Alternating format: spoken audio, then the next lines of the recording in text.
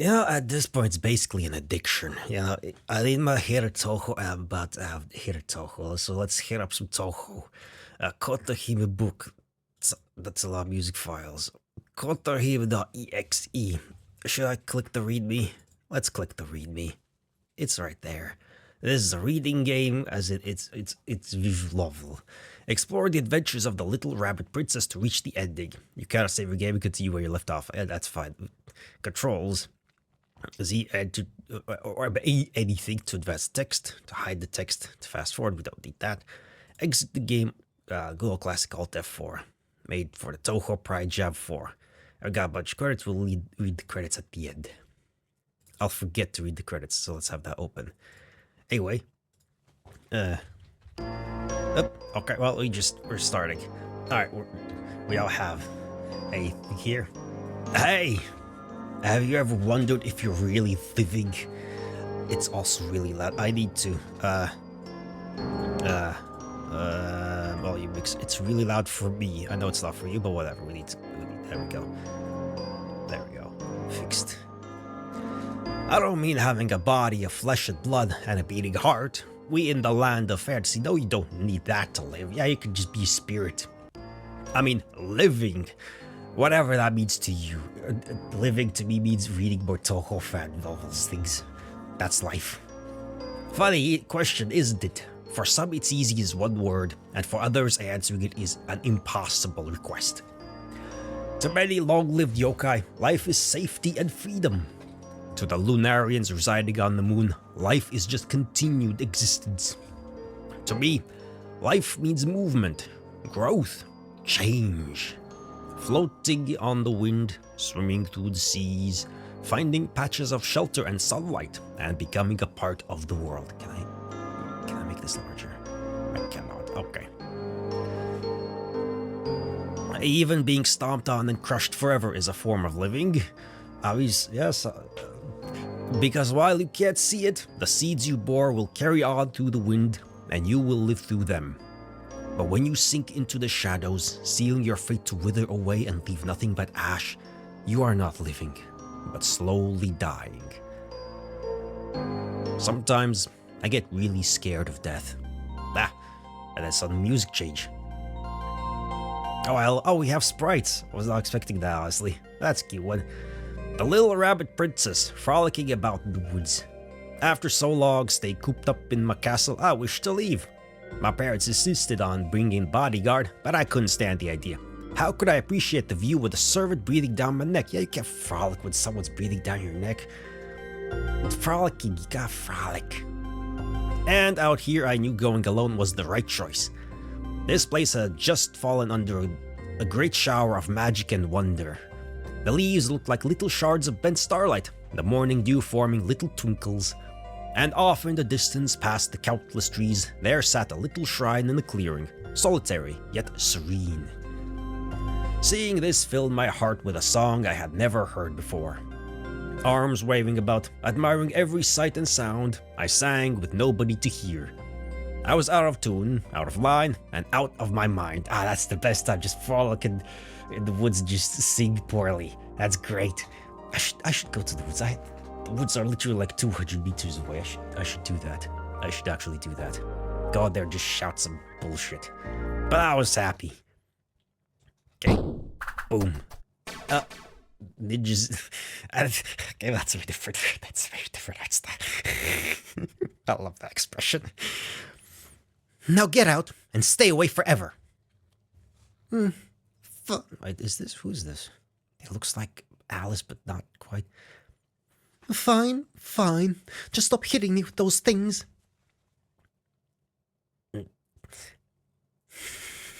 I love these expressions. It's adorable. It's so simple. It's not technically, but it's really expressive. I love it. Finally, I thought she'd never leave. On that surprisingly cool summer day, a scene from a cartoon played before me. I had only come to this shrine to visit an acquaintance, but instead I found two. The shrine maiden Reimu Hakurei and someone else. A girl dressed in blue and gold, floating in the air. She had been blown out of the front door, covered in countless little amulets. Once she was far away enough to escape the Shrine Maiden's wrath, she stopped moving and tried scraping off the dirt and amulets.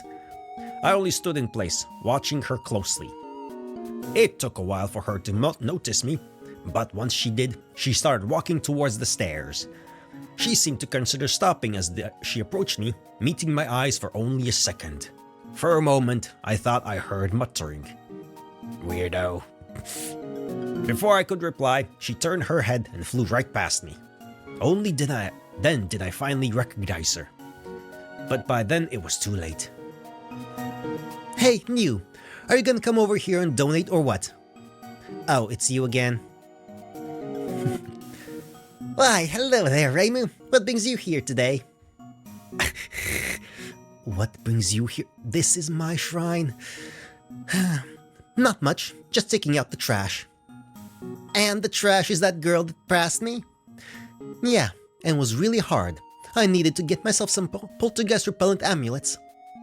"Why did you—" "She showed up here a few weeks ago and acted like she owned the place. Flying around the shrine, playing with all my stuff, making as much noise as she could. I couldn't get in a wink of sleep."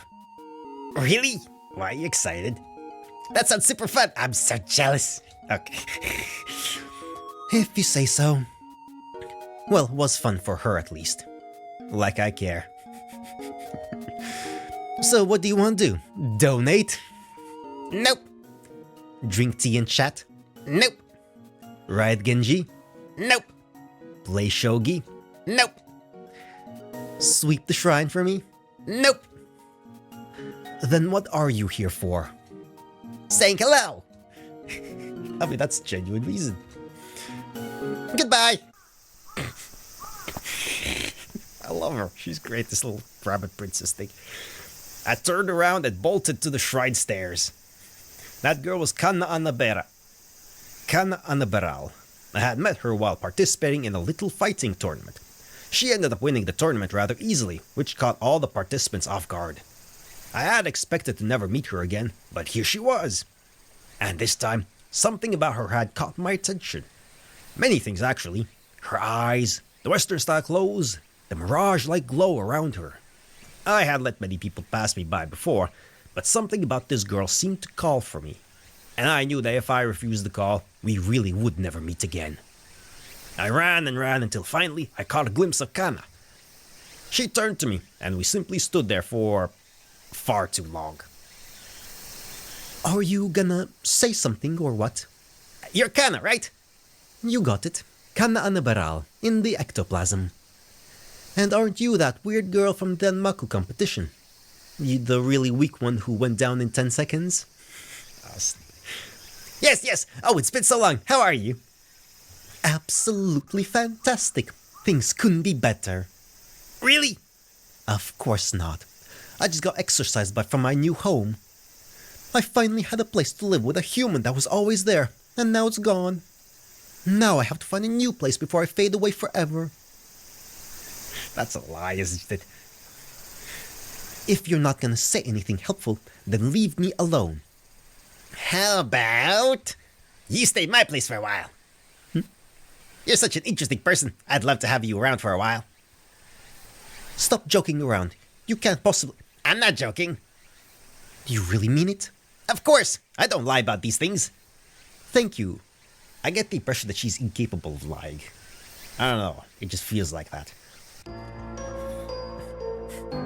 Yeah, just like that, we were friends, yay! I quickly brought Kana to my home and went through the necessary rituals to bind her to it. Poltergeists like Kana are normally bound to one place of residence, you see.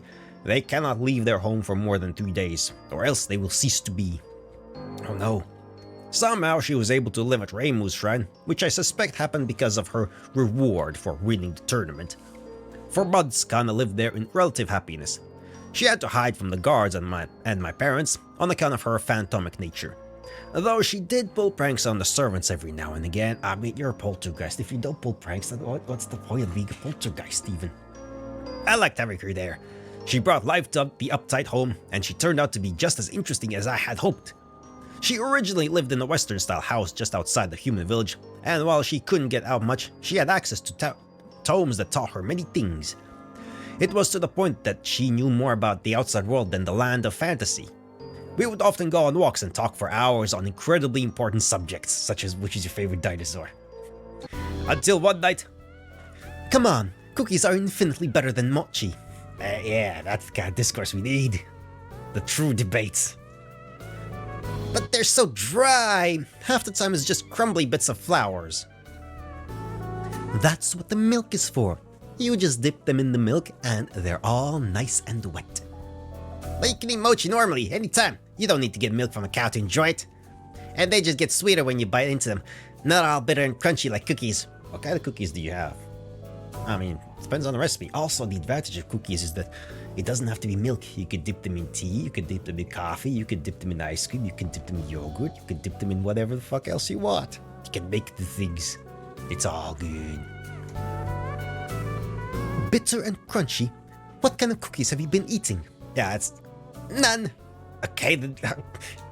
What? Not even once. Then how can you tell? How the heck? What did it look like again? I love this little thing. just good. Okay, Miss Cookie Hater. As soon as we get home, I'm gonna make 100 chocolate chip cookies, and you're gonna eat every last one. Sounds great. She's so earnest. I love her. She's such a silly little thing. I love it. One evening, we took an especially late stroll through the bamboo forest of the Lost. It was already dark, and the moonlight was just barely stopping us from walking right into the bamboo trees. Not to mention the more nasty fairies were just beginning to come out at around this time. We were thinking of going home soon, but... Hey, can I say something kinda silly? What else did we do together? Alright, I wanna get a girlfriend. Oh my! You mean a soulmate. Someone to love romantically. I've been thinking about it for a while. Being with you is fun and all, but I can't stay forever. Having someone like that might help me. But I don't know a thing about finding a soulmate. Me neither. But I do know a few places we could try. What's a dream girl like? My dream girl? Your dream girl! The perfect woman for you. Someone who has everything you desire in a lover. Oh, that's easy. Soft and caring, with a big smile on her face all the time. She'd be the master of a huge mansion full of things to do and take care of it with the utmost skill. Tall and strong in both mind and body. Always there to reassure me when something goes wrong. She'd have long hair that glows like the stars and a sense of fashion in her clothing, but not so much it becomes gaudy. Drink your water. Oh, and a set of massive honkers. Of course. Honkers? Honkers, you know, those big metal things that go honk when you blow into them. Oh. What? Ah, trumpets. Every night, she would cast a spell for them to magically serenade me to sleep. How convenient. I know a few people just like that, right in this very forest. Just follow me. And so our night out continued. The people I knew resided in a place completely isolated from most of the land of fantasy. I had happened upon this place some years ago, and since then it's been a little secret of mine. Ooh, secrets. Past the brook where the frogs do not croak, over the anthill that towers above mountains, and through the eye of a spider web. There she was. The White Rabbit. It sat in a clearing, seeming to beckon us closer. Looks like her doors are open this time. What do you mean? It's just a rabbit. A rabbit that will show us the way. I follow the White Rabbit. It just ran away. 1 second it was there, and the next it was gone, only leaving a ruffling of bamboo leaves in its wake. It ran through the thickets and the trees, past the fairies and their magic lights. Several times we thought we lost it, but after what felt like hours, we were there. Oh, so tired. Rise, hello. Touhou, what are you doing here? Aren't you supposed to be fetching the laundry? Touhou? It's a rabbit.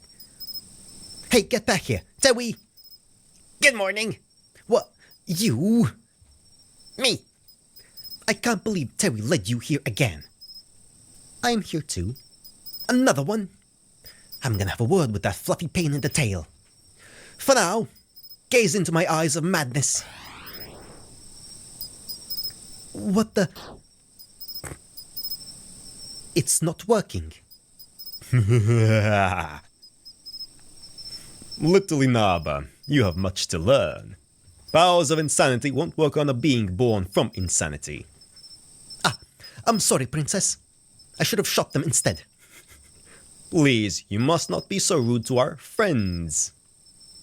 This red-haired girl has been dear to me ever since she stumbled upon our abode. And despite being of the superior Lunarian race, I some days desire visits from Earthlings. For in a place where time stands still, the only thing that grows is boredom. Even an Earthling princess like you should understand that. Princess? You're right, I do understand. That's why we have brought you a new plaything. Her name's Kana. Plaything? Oh, don't be so scared, little ghost. You won't be treated differently from any other Earthling. For some reason, that doesn't raise my spirits at all. Now, my friends, are we ready to undertake my impossible requests? Absolutely not. We're just here for a tour around the house. I see. Come then. The night shall perish if we take too long. Prince... Rise and go back to your usual task. There's no need to worry. Alright.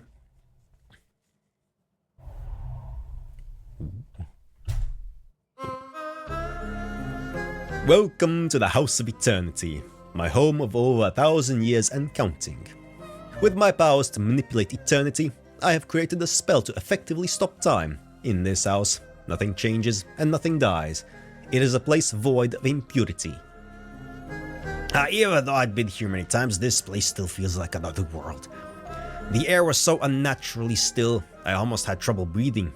There was not a mite of dust and not a single creak. It was a warm castle of solid ice.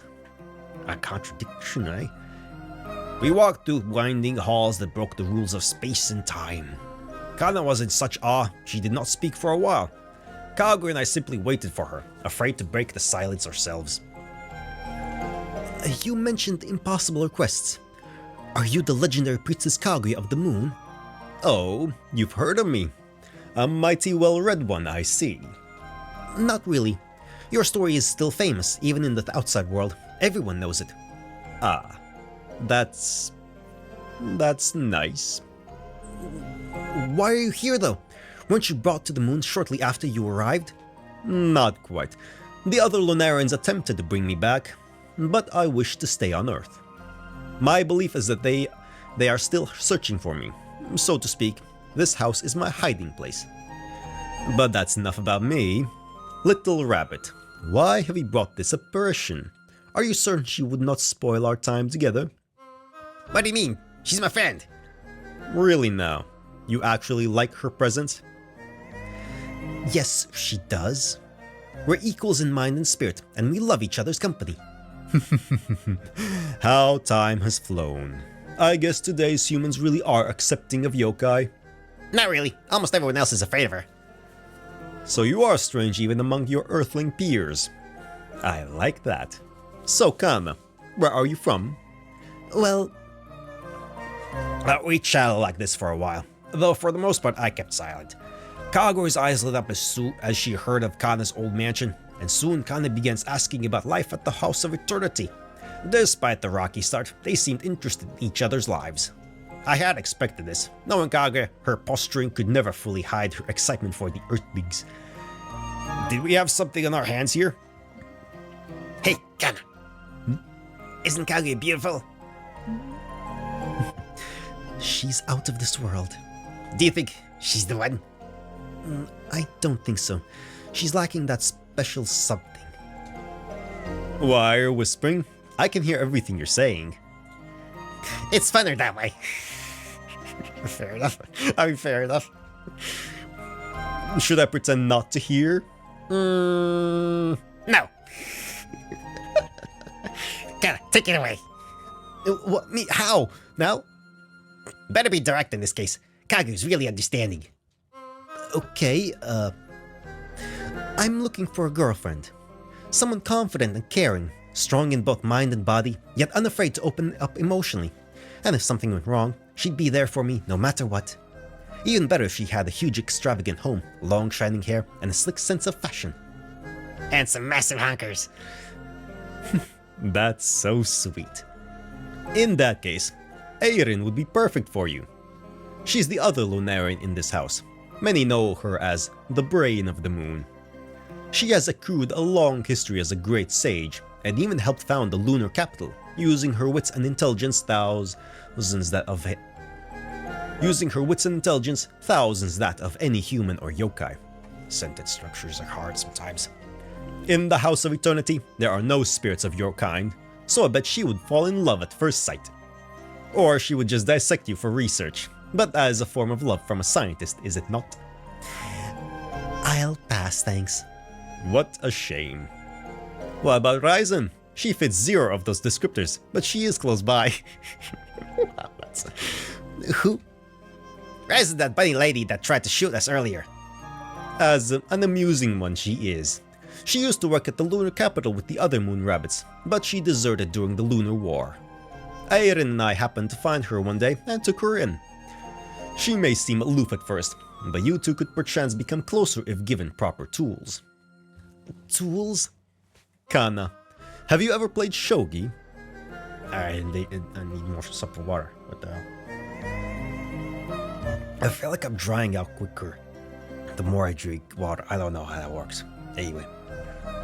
It's weird, maybe because I ate some. Anyway, we discussed what to do, brought out the necessary materials, and then called Ryzen over.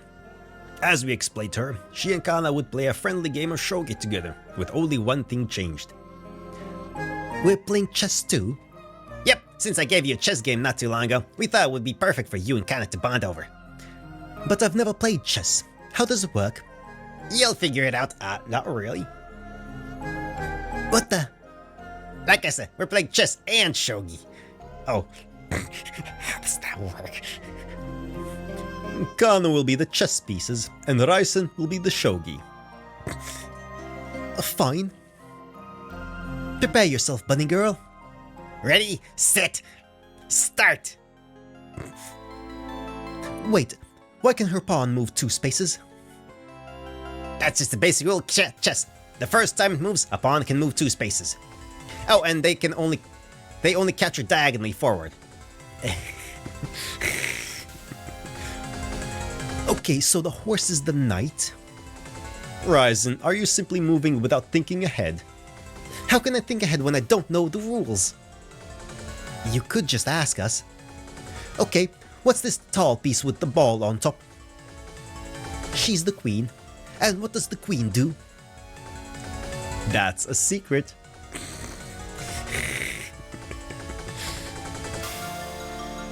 And I move my queen over here. What the? Why can she move that many spaces? Didn't you know? The queen's range is infinite in any direction. Then I'll just move my silver general over here.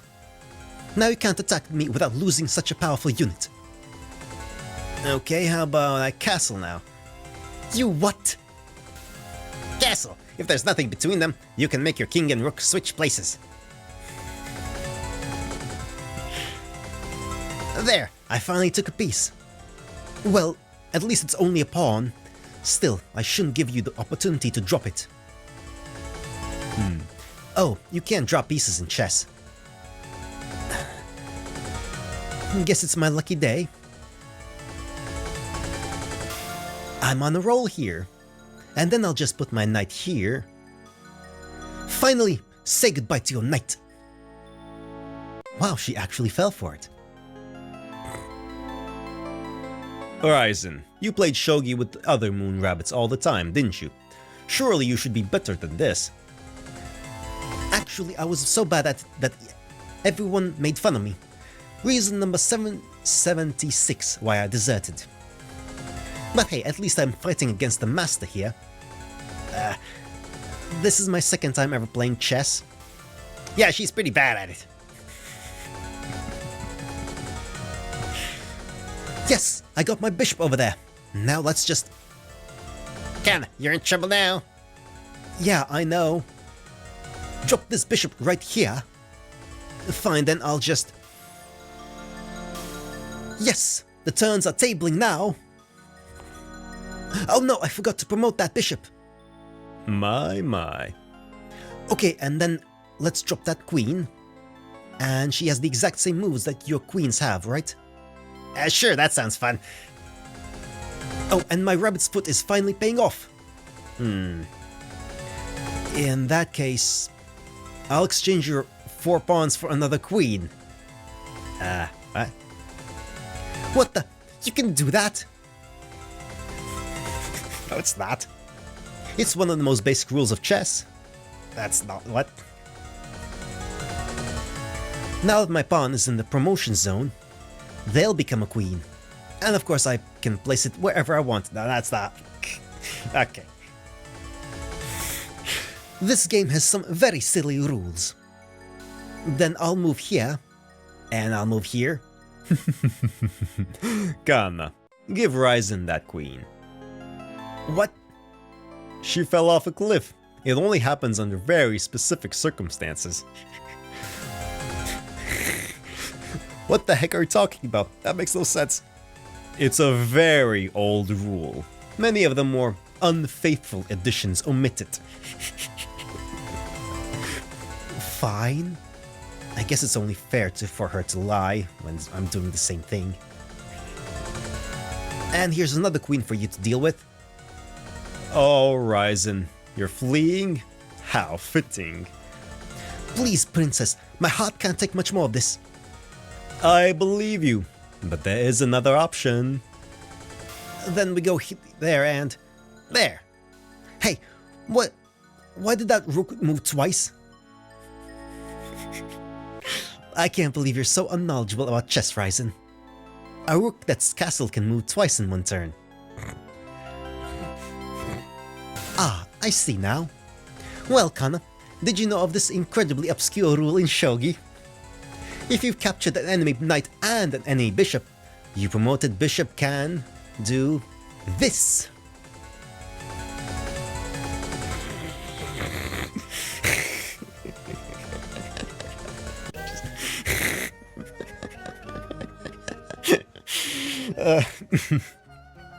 Homebrew rules. Yay. And there we have it. I've won. Good game. Even though I lost fair and square, I had a lot of fun. Are you serious? Yeah, I don't get to do these things often, and playing with you was a real treat. To be totally honest, that was the funnest thing I've done in years. To be totally honest, I hated every second of it. But you seem fun to be around. How about we play again sometime? Preferably with the same pieces. Deal. Bravo, you two. Bravo. I've never seen such a splendid battle of wits. If you say so. I'm so tired. Princess, may I please go to bed now? Yes, I think so. You've done enough today. Thanks. Oh yeah, it's really late. We should be going home soon, or my parents will get extra mad. Well, do you think Ryzen is the one? Maybe, but it's hard to tell when I'm clobbering her so bad. For now, I want to find at least one more person to go for. What about Moko? She fits most of your description. Though I've never been to her house, and she certainly doesn't have massive honkers. Oh, that would be a wonderful idea. Who is Moko? She's a very good friend of mine. I'm surprised you know her, little rabbit. She sometimes escorts lost humans out of the bamboo forest. I've come across her many times while trying to see you. She's not a big talker, and she doesn't come out too often, but she looks just your type. My type? She's not that kind of friend. I was talking to Kana, silly. Ah, what a comical mistake. Don't know about you, but I'll stay up all night if I have to. Let's go see her. Oh, if you were seeing her tonight... Take this gift to her, will you? And remember, it is for Fujiwara no Moko only, understand? Don't go opening others' presents. Understood. What is this? Only a box of tea leaves. It should be of no concern to you. Oh, and don't let her know it's from me. Played tricks on Moko, eh? Hey, with some directions and a wave goodbye, we were off. Our walk through the forest was serene. The light wind made all our troubles simply fly off our shoulders. We talked a little bit about the House of Eternity and its residents. The whole time, Kana couldn't keep the huge grin off her face. I can't blame her. She had seen so many new things. I was the same way when I first found the place. There was a bit of planning for Moko too, but we didn't have too much info to go off of. But then we reached the clearing with the moon in full view. And without anything to prompt it, Kana began to sing. Oh, well, that's lovely.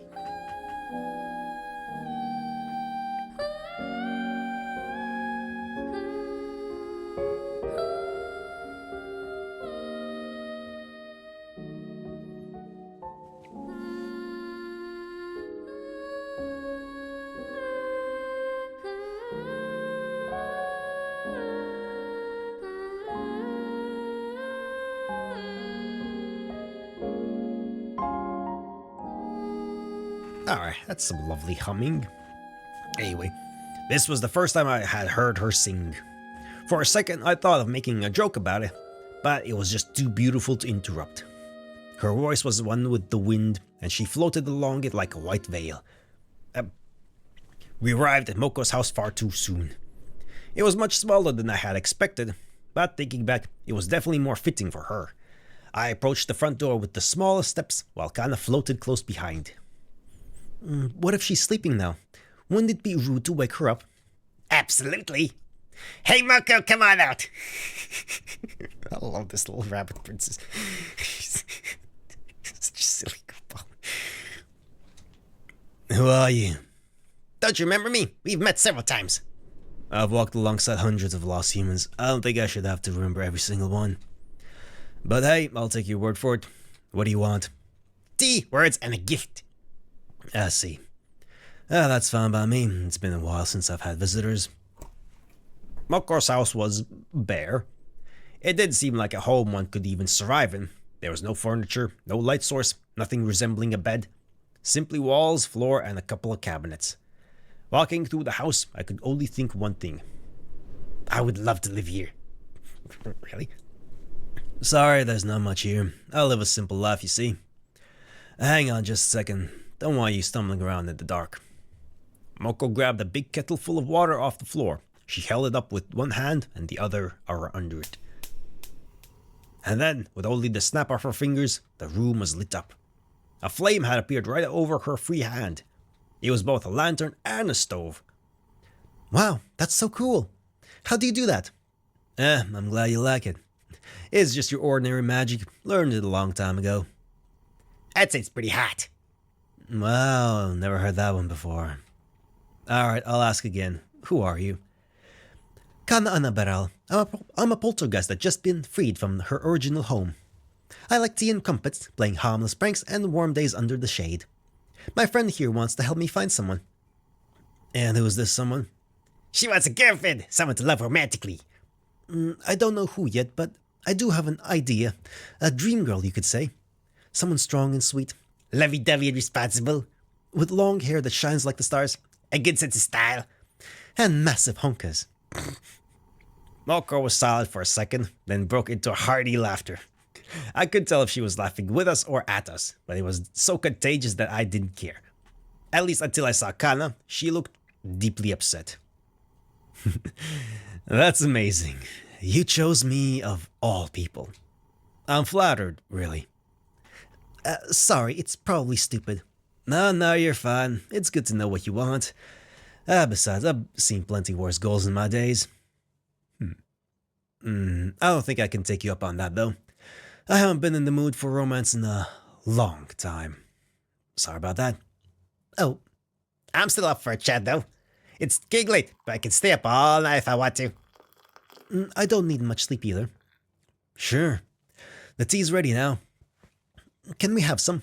Sure, just let me drink it first.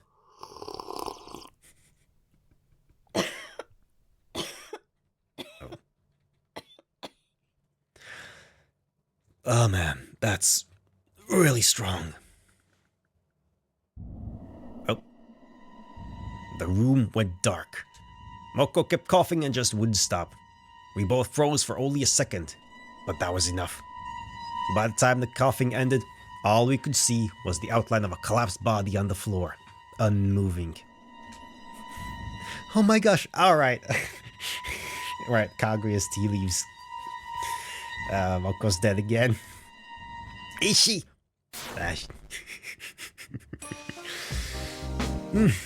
Holy macaroni. That hurt. Sorry you had to see that. What? Tell me, did you get this tea from Kaguya? Yes. Was that your reason for coming here? Poisoning me? No, we promise. We're not assassins or anything like that. You seem sincere enough. Just don't do any more favors for her, okay? She does this sort of thing all the time. We kind of hate each other. That's awful. Yeah, a little. None of it does any real damage, though. Since, I can't die. Every time I die, I just come right back. That's how it's been, and that's how it'll be. That's how it'll always be. Forever. But that's enough about me. How the heck do you know Kaguya? She never lets visitors in, especially not impure earthlings. I just stumbled about her house many moons ago even. She welcomed Kana and I with open arms. Really now? That selfish, stuck-up lunatic? Are you really sure you didn't just meet a lookalike? Yes, she is a selfish, stuck-up lunatic. But she's a really nice, selfish, stuck-up lunatic if you get to know her. Really? Really? You're lucky I'm in a good mood right now, or you'd be finding out what a 5th grade degree burn feels like. Kidding. Only 3rd degree. Our conversation continued like that for a while. Kana described her old mansion and family, while Moko kept the light aflame above her hand, occasionally replying. Along the way we learned an amount of things about her. She lives mostly as a hermit, in the company of fairies more than humans, though she sometimes visits the human village for supplies or talking to friends. She runs a yakitori stand, which is how she can afford her few worldly possessions, clothes, books, and the occasional snack. When you can't die, it's hard to care about food or comfort. By the way, keep the whole immortality thing between us, alright? You saw it, but that ain't supposed to be a public thing. Right. And what about you? You've been awfully quiet about yourself. Me? I'm princess. Really now? Do I not act like one? Not particularly. That's not a bad thing to me, though. I hate those snotty types. Gee golly gosh, glorioski. I could never have guessed. Really, I spend most of my time collecting stuff. Random knickknacks, spells, games, and stories. Lots of stories. Interesting. Then you're allowed to go out with only a poltergeist by your side? No. Thought so. By the way, what's your name? What's in a name? That which we call a rose, by any other name, would smell as sweet. I gotta go to the bathroom now. Huh, interesting. Have fun talking, you two. Do you even have a bathroom? There's a hole in the ground outside. Just look around for a minute, you'll find it. Sorry, that's probably a total disgrace for a princess. Nah, it's fun. I've went in worse. Well, that's interesting though, she doesn't have a name. Fascinating. What's in the name? In truth, I did have to go right then. This was all part of my master plan. Despite Moko's earlier insistence, I wasn't quite convinced that things couldn't work between them. Moko seemed friendly with both of us, and Kana had a little twinkle in her eyes as they talked. But at the very least, these two needed to be alone for something special to take place. That was certainly my only reason for leaving. Yes, certainly. By the time I got done with my business, they were already midway through a conversation. They sounded oddly serious. I decided to wait and simply pressed my ear against the door. So this dream girl dreamt you into existence? Yeah, basically. She was going through a lot of horrible things. Her family said they loved her, but... Anyways, I was the monster in her closet. Something to project all the fear and sadness onto.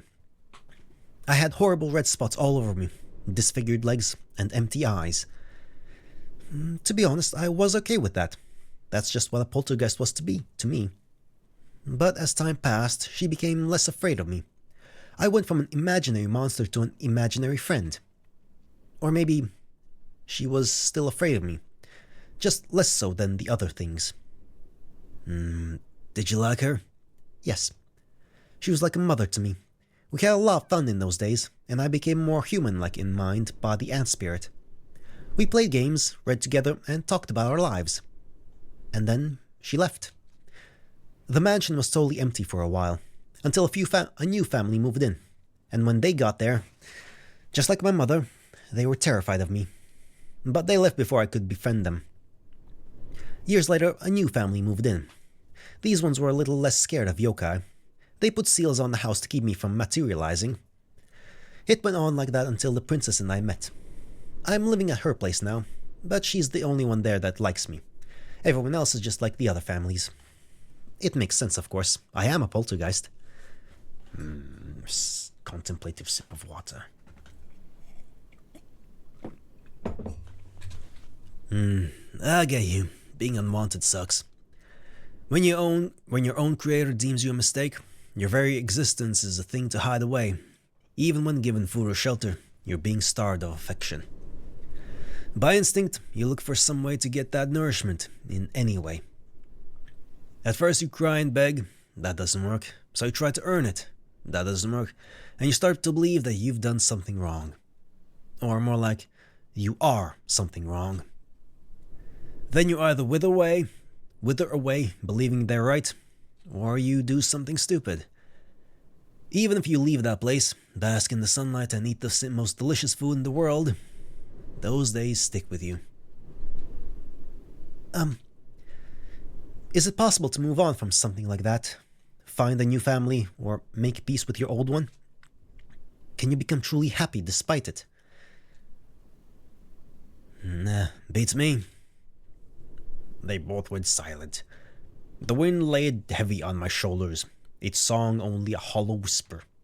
I couldn't stand hiding there for even another second. Hey, I'm back! Oh, hey. Hi. Come on, let's go home. It's getting super early. You're right. The sun's going to come out soon, isn't it? Sorry for keeping you so long. Time really flies. It's fine. I had a good time talking. Same here. We bid farewell and promised to come back soon. On our way out of the bamboo forest, we tried talking about Moko. It was fun, but neither of us had the same spark as before. Something about her demeanor had rubbed off on us. As we left the forest, Kana requested a detour to the Misty Lake. Since the sun was rising so soon, we might as well watch it. When we got there, it was far too silent. There should have been birds singing or fairies playing, but only the flow of water welcomed us. We sat on the side of a rock, watching the sun appear. Normally I would be exhausted, but I had slept through the whole afternoon that day, so watching the sunrise felt no different from seeing it set. We kept silent the whole time, but that was okay. You know, I think I'm ready to give up on our search. Really? We only just started. Yeah, it's just... maybe the whole dream girl thing isn't helping. What do you mean? It's too specific. Everyone we've met has some things I like and some things I don't. Maybe I should get to know them more. All we've even done is introductions. You're right. You alright? Yeah. Just, I don't. I thought about on our way here, all the things we've done together, and it really means a lot to me, Thanks. We made a big deal out of finding a girlfriend before, but I already know who I like most. Really? That's amazing. Who is it? Can you close your eyes? I need to get something. Okay. In that moment, I was racking my brain trying to think of what she said. Had she brought a souvenir? Did she want to write a love letter for one of our friends?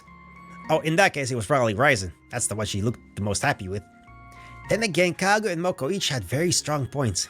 Maybe kinda saw through Kago's princess-like attitude, or did she secretly like it? Ooh, maybe she found Moko's eggs attractive. Lone wolves are pretty cool even to me. I closed my eyes and waited for Kana to say something. And waited. I waited. And then I felt it. A little peck on the lips, soft and light. By the time I even realized what it was gone. You're my dream girl, and I wouldn't have it any other way. So, will you be my girlfriend? Sorry. Do you not like me? No, I do like you. Just as a friend. It's not you, it's me. I'm not girlfriend having kind of person. You don't swing that way? I don't swing in the first place. Oh, sorry. The sun is up now. Want to go home? Yeah. As the fairies came out and sang their songs, we walked in silence, gazing at anything but each other. The wind bit at us, and the beautiful water of the misty lake looked ice cold. When we got home, we were met with exactly what should have happened. My parents yelled at me for leaving so long, but I didn't mind much. I was far more furious with myself than they could ever be. The next couple days were silent too. We didn't do much together, and each time I looked into Kana's eyes, they seemed further and further away. Something had to be done about this. Hey, Kana. Yeah? Why have you moved into the House of Eternity? Why? You like playing with games with Ryzen. You like Kaguya and Moko, right? And I think you'll take a fancy to Iron. Any of them would be great to get to know. And it seems to me like you're looking for a family. I can't give that to you on my own, but maybe Kaguya and her friends can. I want to be with you though. I promise I'll visit as much as possible. And maybe it'll be easier this way. If we're not living together, we'll feel more like friends. You'll get to meet tons of new people who all welcome you. You'll get to learn tons of new things about our world, the moon, and yokai. And whenever you wish, you can come over to my house and we'll finally make those chocolate chip cookies together. Okay. At the time, I couldn't tell if Kana was totally happy with it. Even so, we visited the House of Eternity to work it out. Kaguya was on board with it, and so were Ryzen and Iron. And before he knew it, Kana had been magically transferred to the House of Eternity. Good afternoon, Miss Annabelle. What's with the formality? There's no reason to treat you like an outsider anymore. You're here to stay, aren't you? As long as I'm allowed to. You'll need to do about 5,000 menial tasks per day to stay. Cooking, cleaning, directing the yokai rabbits, laundry. Okay. If that's what you need, I'm ready to take on all the chores you got. Oh my gosh, you'll actually help me out? I was just joking. Of course. Better to make myself useful to my new family. Oh, I can't wait. Come on, let's get you introduced to life here. Thank you so much for doing this. Oh, it's my pleasure.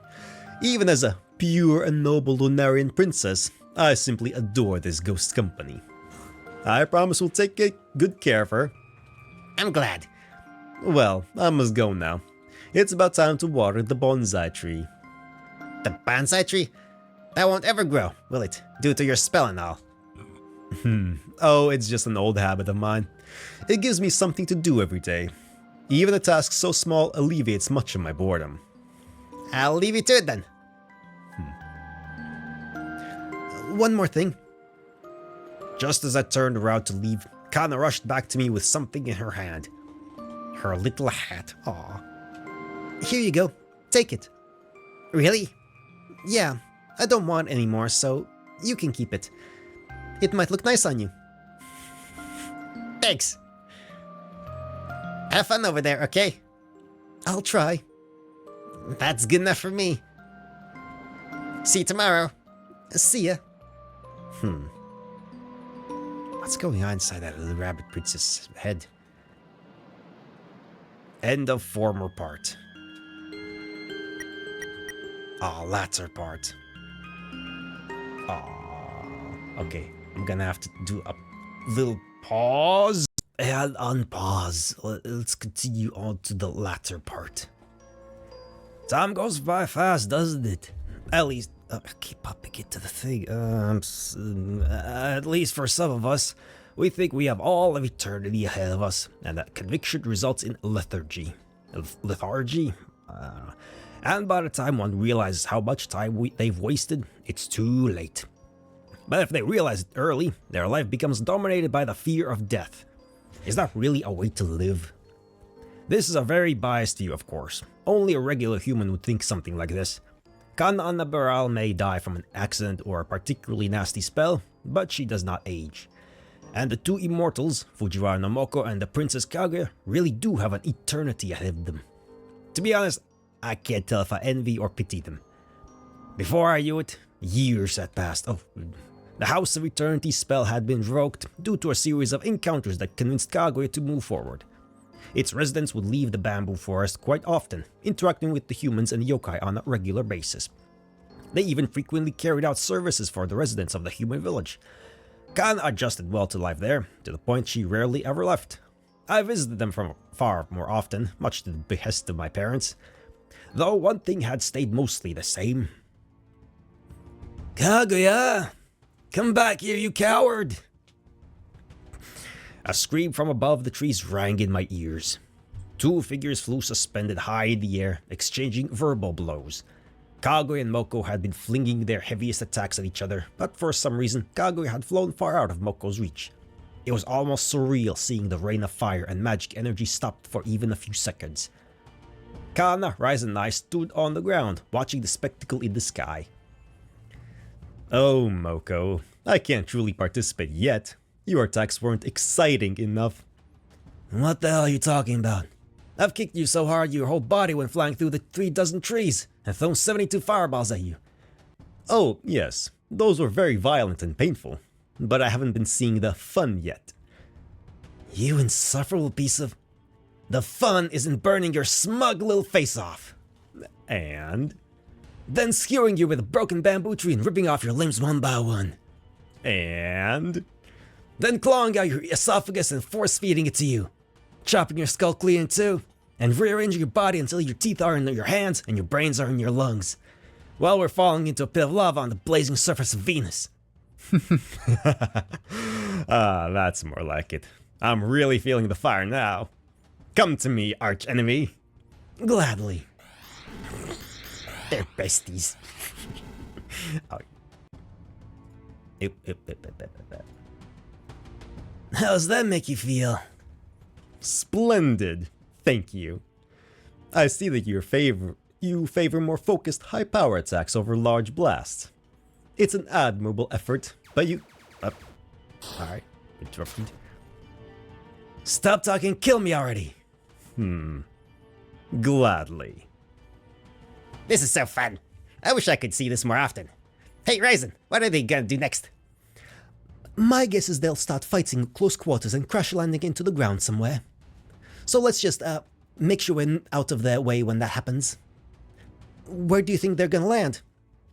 Oh, probably a couple meters to our left. She's so used to the fighting and seeing that. Hey, you're getting better at this whole punching thing. You almost made me flinch. I'll take that as the highest possible compliment. They're having fun. Super brutal and violent, but you know, they're immortal, so it's a matter of perspective. Are you absolutely sure we should be here? No. I'm only risking my life here to make sure they don't do anything stupid. Like what? Like when they almost caused the forest fire? Worse. You smug little Bootish! going. Moon Earthling. Moonfucker.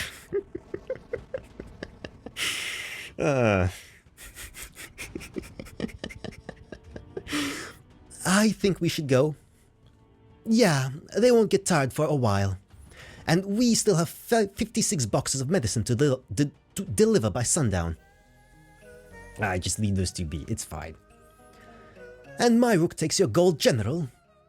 How the... Oh, I see. Wow, is she actually gonna beat you this time? She is absolutely not. Because I have both of her queens. How do you like this? After all our work was done, the three of us took turns playing chess hoagie. It was great fun like always, but something laid on my mind heavily that night. I had suspected it for years now, but what I saw that day pushed it to the forefront. Hey, why did Kaguya and Moko fight like that? Beats me. They've been doing it for 300 years or so, I've heard. Moko's still pissed at Kaguya from something back in the 9th century. But it's not like those fights actually accomplish anything. My best guess is that immortality has turned them into masochists. I think they secretly like each other. What kind of nonsense is that? I'm serious, you two. There's just something with them. Something between them. I think your romance sensors need tuning. Please, just trust me on this one. If we just set them up together with the right situations, they might just become a couple. You are out of your mind. Just because it worked for Khan and I doesn't mean it will work for people who murder each other weekly. Sure, it'd be nice if they did something else for change, but there's no way that could happen in any of our lifetimes. Hey everyone, I'm home. Jeez, does she have to be so loud? Sorry, I must have rubbed off on her. You don't look sorry. I don't. I love her. I love the little rabbit princess. She's so honest and simple. Welcome back, princess. How was your afternoon stroll? To be frank, subpar. Moko and I threw practically the same insults at the same attacks as our last fight. I believe it takes at least 2 more millennia for our death battles to become boring. But it seems our spark has been fading in recent months. I just wish we did something else for a change. No matter. Dying hundreds of times has tired me greatly. I must snooze. See? You may have a point. Not with them liking each other, but the sooner they stop those obnoxious battles, the better. Yay! What should we do about it then? They likely wouldn't be on board with anything clearly friendly, so we should set up something competitive. I have an idea. Only a fortnight ago, I had stumbled across a strange device in the Mound of the Nameless. It didn't function, but I wished to discover its secrets. Corinda was no help, so I brought it to Erin to figure out what it did. In only 20 minutes, she had disassembled the device, put it back together, and written a comprehensive manual on its use. It was called the PC-98. Perfect. It had many stated purposes, but the one that stuck out in my mind was playing games. To put a long story short, I made it my conviction to use this to help Kaguya and Moko. That and my own curiosity. With a little bit of help from Erin, Khan and I learned as much about the systems as we could, as well as a strange task called programming. Ah, jeez, code monkeys. Tippity tappity. Let's see. What about chain reactions? If one enemy explodes close to another, they all explode one by one and kill each other. Those are the best explosions, especially if there's additional things like forced movement or something like that. I made those.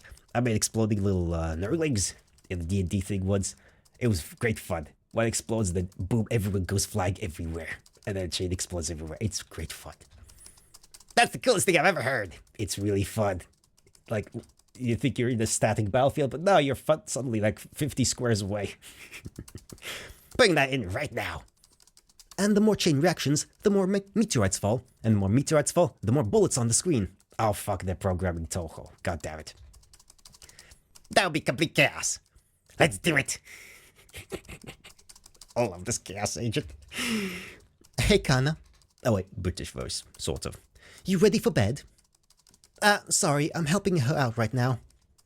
With what? Making a game. It's one of those things these PCs can do. It's a lot of work, and we want to get it done by tomorrow so Kagu and Moko play it. Because someone invited Moko over tomorrow without having anything ready. Hey, it's alright. This way they can go kissy-kissy even sooner. Sounds terrifying. Can I help at all? Not really.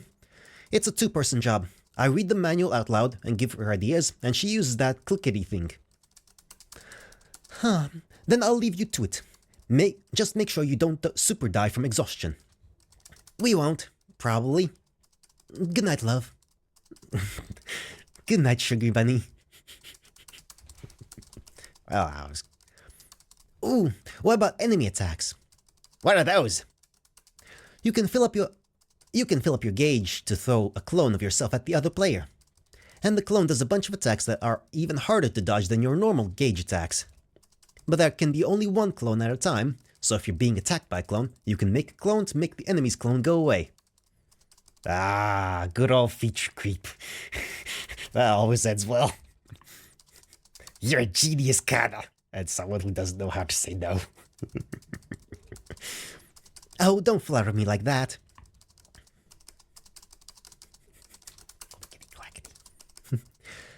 This is just like old times, isn't it? What do you mean? We haven't been together like this in years. Just us two. We haven't. Hmm. Are you okay? Yeah.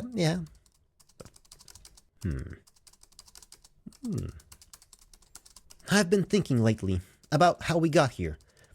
Ever since that morning we watched the sunrise.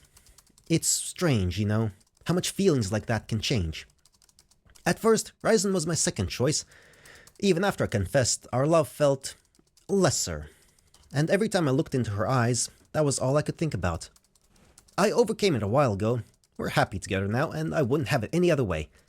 But... sorry, we shouldn't be talking about this. It's in the past now. I'm the one who should be sorry. For what I said back at the Misty Lake. However I should have responded, that wasn't it. I just made you sad for no reason. Did you love me back then? Did you have any desire to be with me like that? No. But maybe I should have said yes. I just want to make you happy, If we were together, then even if I saw you as a friend, you'd have your dream girl. A relationship's a two-way street,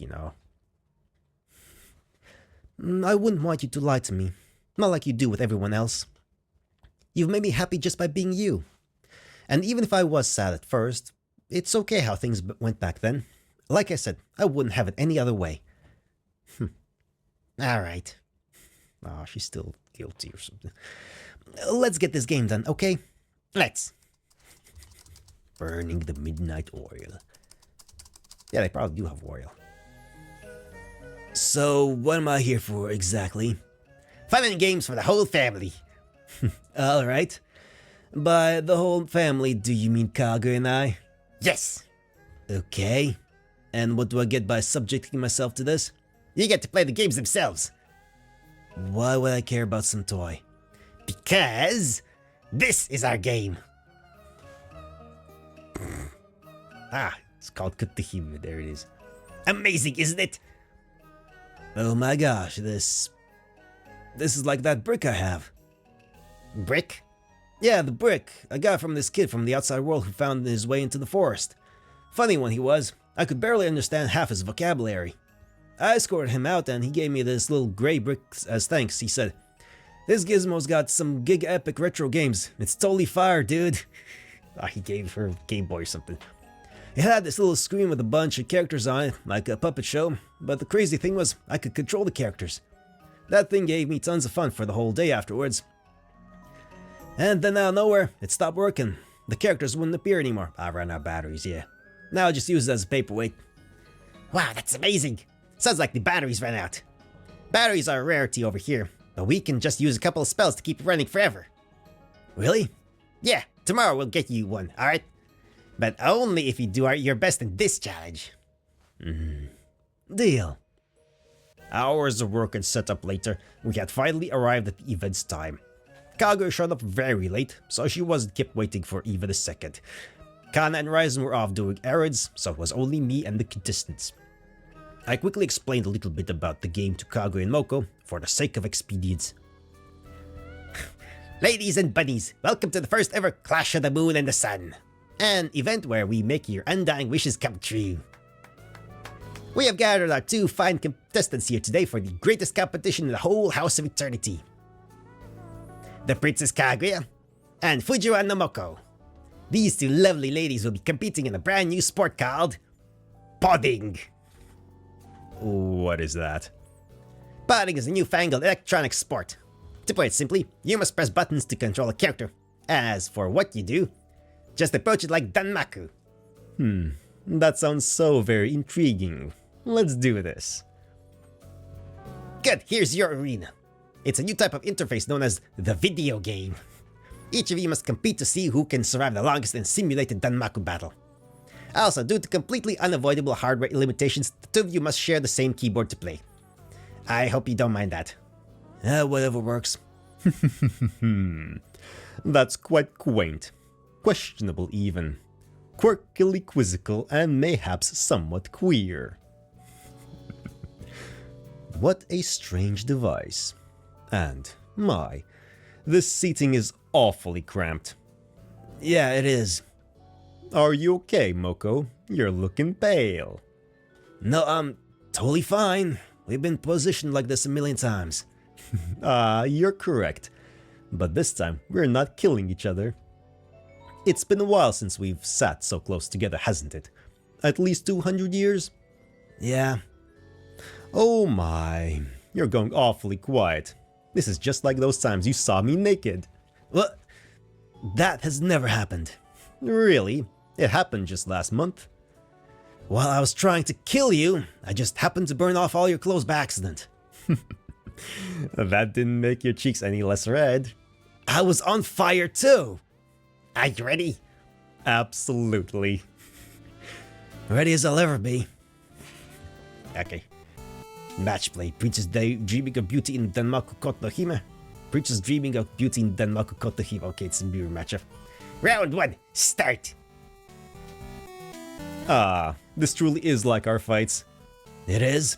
Yes, we charge up our attacks and send bullets at each other. Guess so. Well then, how about this? What is this? A boss attack? What is this girl doing here? Oh, I've been hit. Time for another attack. And another. Oh, bother. I can dodge this in real life, but not with these silly buttons. Good. I've been smitten again.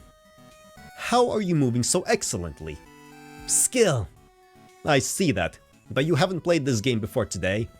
True, but while you were taking your 7-hour nap, I got in a smidgen of practice. Pardon? Yep, Moko is playing non-stop for hours. She surprised me with her willingness to play.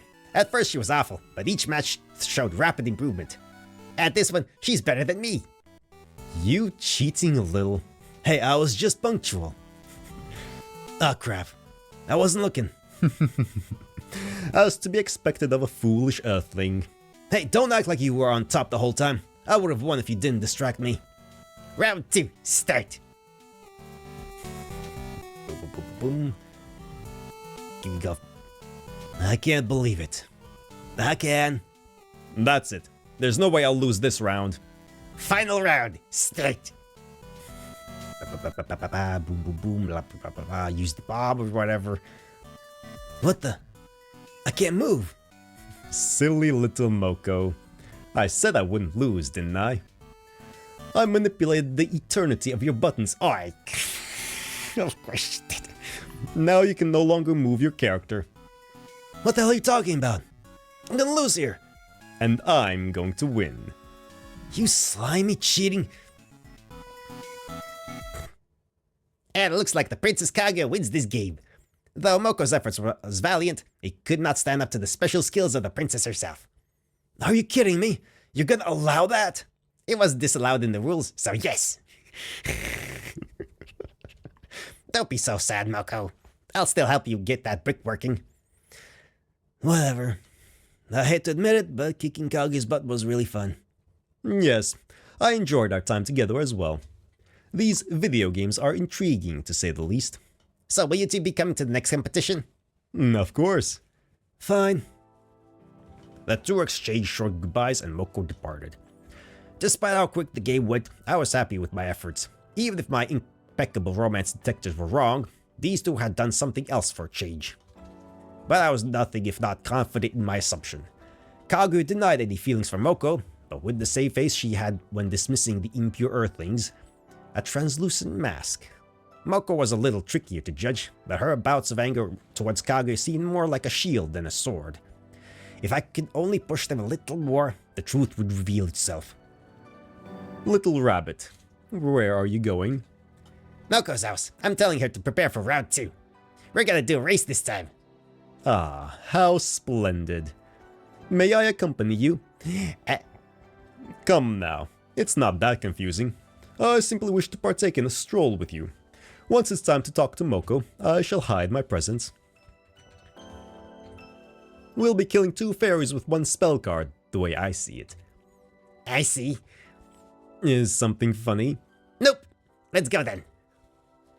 The outside air was even more refreshing than usual. Maybe it was the presence of Kaguya, or the destination we had in mind, but I could feel nothing but calm as we walked through the trees. For Kage, it seemed a different story.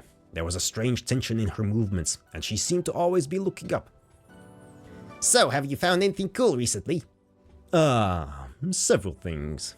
The Red-White Shrine Maiden allowed me to ride her turtle, Genji, his name was. As for possessions, that young vampire over the lake gave me a bottle of vintage wine last week. It's roughly 500 years old. Wow. Beautiful, isn't it? I would like to keep it as a collectible, but the thought of drinking it is just too enticing. Why not save it for a special occasion? Like what? Like a 2000th birthday or a marriage? Or for the end of the Clash of the Moon and the Sun? Little rabbit, that just may work. Moko might not appreciate the value of such a celebration. I think she will. Kaguya's silence rang through the bamboo forest for far too long. As we approached Moko's home, even I started getting anxious. But when we got there, our ears picked up something unexpected. Moko was talking to someone. She sounded excited, almost stumbling over her words. The other person spoke occasionally, and we could recognize her voice immediately. Kaine Kamishirasawa. Kamishirasawa. Did I get that right the first? I don't even know. A teacher in the human village, and a friend of Moko's. I had come across her several times during my trips there, but never seen her in the bamboo forest. She came across as very nice when we met, and once she was even walking alongside Moko. We waited outside the house. It's not eavesdropping if you're still deciding whether to enter, right? Man, I've been finding so much cool stuff recently, like, oh my gosh, God, look at this thing. Oh, what's that? It's the brick. It's this little thing with a screen like a puppet show, but you control the hero. Really? That's incredible. May I see it? Be my guest.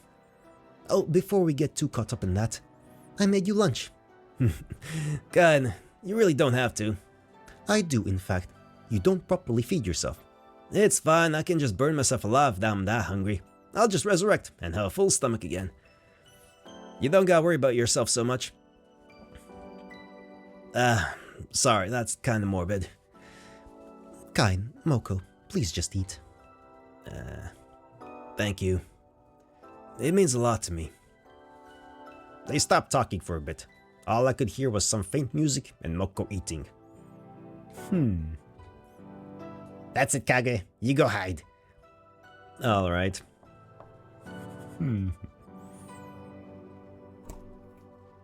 Hey, Moko. Oh hey, nice to see you, princess. Kinda sat inside the house, brick in one hand. She waved at me, and I waved back. Don't mind me, I'm only here to deliver a message.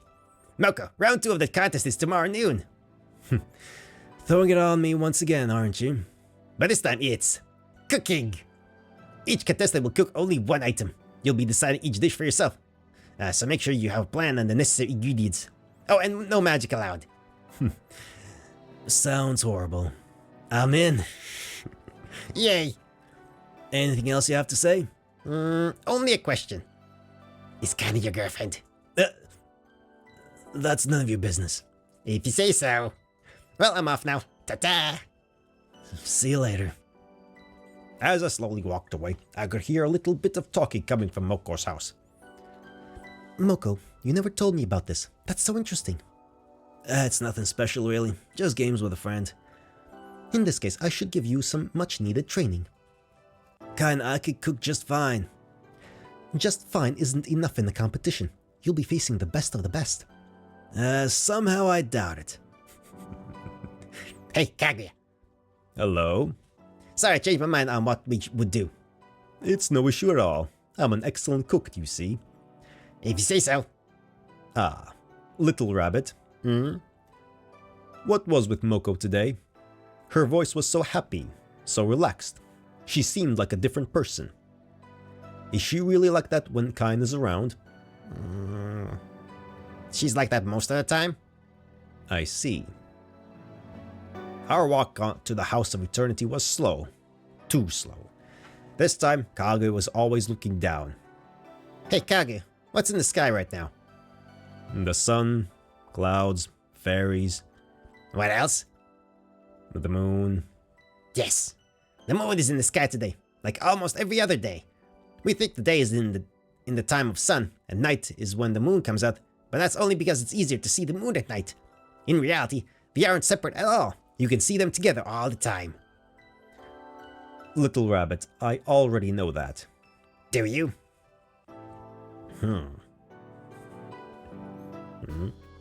Ladies and bunnies, welcome to the second ever Clash of the Moon and the Sun, an event where we make your undying wishes come true. We have gathered our two fine contestants here today for the second greatest competition in the whole House of Eternity.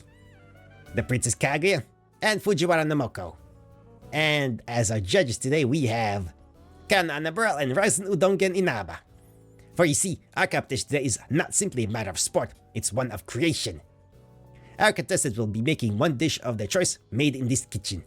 They will be judged by Kana, Ryzen and I on a 10-point scale. Whoever has the most points wins. So, what will you two be making today? Yakitori. Grilled chicken on a stick. Moko, how unambitious. Oh yeah? Then what's your item? Chocolate chip cookies. Wow. What does that look for? They are a high-class delicacy overseas. Oh, and by the way, you each have 10 minutes. 10? 10. Also, the timer started about a minute ago. Get to it. What a chaos agent. Will do. I swear. Yeah, Little Rabbit is... Okay, we have the things and the thighs and vegetables right here. Now first is the flour, then the sugar. Humpty Dumpty sat in the carton. Humpty Dumpty was cracked apart, and all the princesses and all the bunnies ate Humpty up with an overjoyed grin. That didn't even rhyme.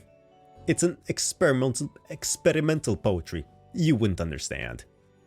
Hey, look at Kaguya. She's mixing those ingredients like chip. Oh no, the batter's gotten into my hair. I need to clean it this instant. Well, whatever gives you me more time. Oh, did you see those knife skills from Moko? She's cutting the chicken so quickly. I mean, 10 minutes is really not enough. And she lost a finger. Should we? Nah, it's fine. A little blood would just add to the flavor.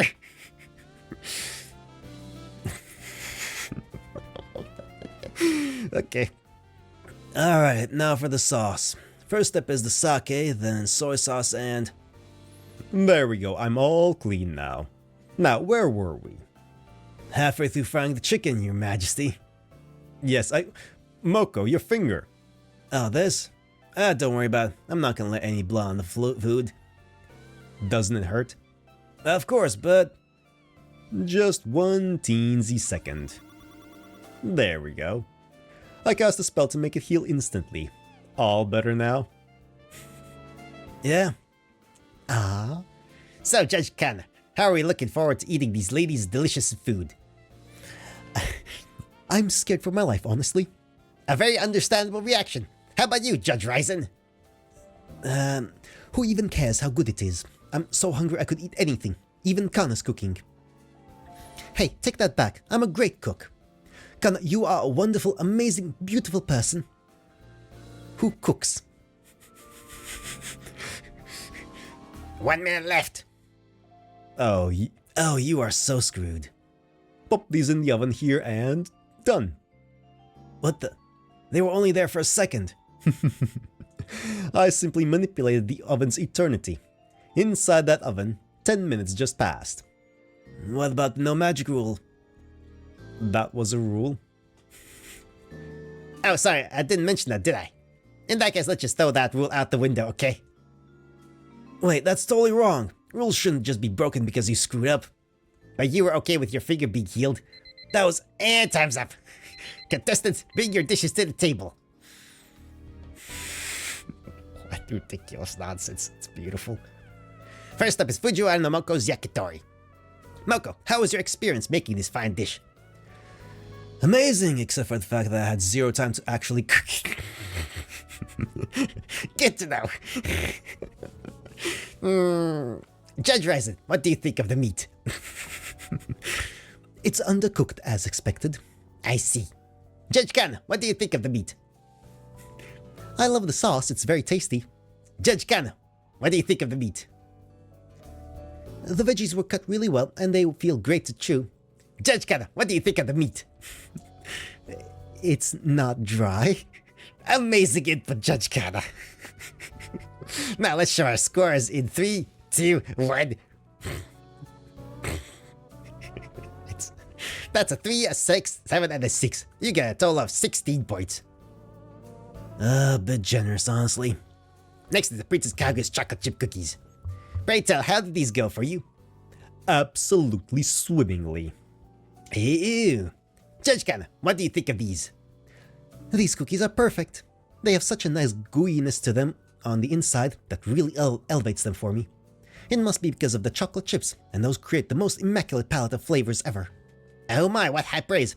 Judge Ryzen, what's your opinion? It's good. Splendid first feedback, Judge Ryzen. Now for our final scoring.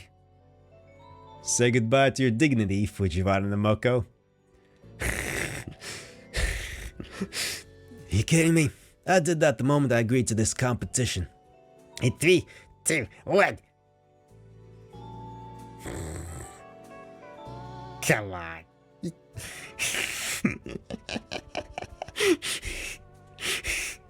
Little Rap, she's such a chaos agent. Ed Kagi gets 15 points. Sorry, but seems you've been bested in this round. What the fuck was that? What do you mean? I did them so well. These cookies were perfect. Don't you know? I hate cookies. You. Wow. How does it feel to get screwed over by arbitrary bullcrap? Horrible, thank you very much. Not that your food was any good. It would have been if I had as much time as you. Hey, why are you giving them so much trouble?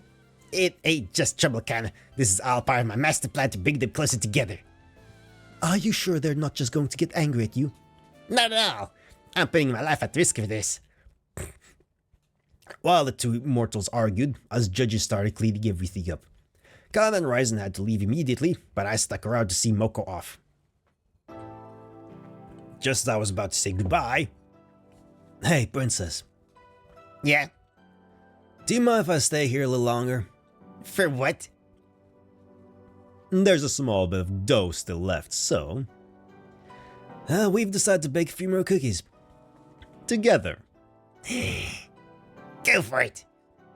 Thanks. We'll be done in a jiffy, I promise. By the way, don't get the wrong idea. I'm only doing this to gauge Kaguya's skills for our next battle. Sure you are. Alright, so you roll these into balls, and I'll take these ones. Splendid. Huh, you're really good at this. Don't flatter me, Moko. Your ball rolling skills are simply flawed. I expected more from you, to be quite honest. Come on, give me a break. I haven't done this in 457 years. Isn't this the same as creating fireballs? Not at all. Fire is far more malleable than this. For these, you need a different amount of pressure. Oh my, Moko. That one you made. Looks a little like a heart, doesn't it? If you say so. I'll go fix... No, keep it that way. It adds a little spice. Yeah, you're right. Put these in the oven and done. Damn, you're really making me jealous with these powers. What the heck did you do to earn them? Be a Lunarian princess. Every one of us is born with some unique power. Beautiful little snowflakes, ain't ya? Just to be expected from a lunatic like you. You are too, Moko. A beautiful snowflake. Let us eat these cookies before they get cold and hard. Ooh, they look great. Can I have some? Don't you hate cookies? Yes. I love them. You get 10 out of 10. Really? How? Don't you know? Everything tastes sweeter when it's made with love.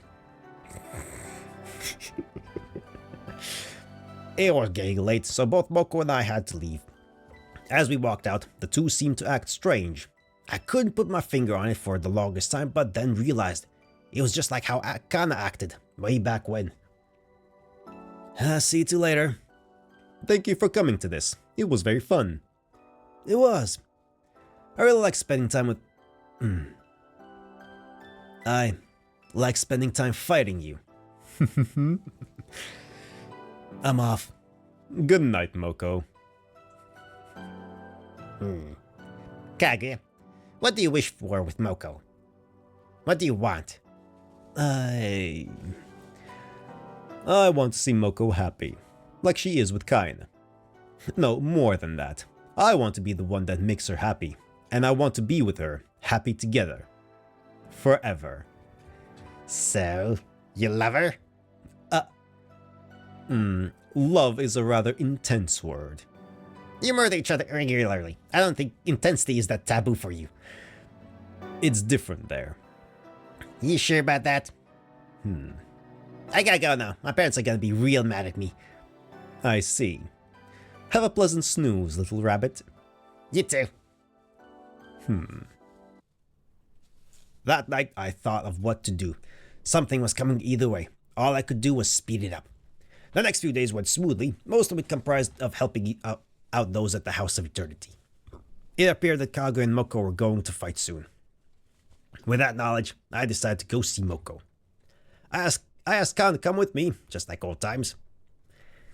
I don't understand those two at all. Do they like each other or not? It's not that simple, is it? Maybe.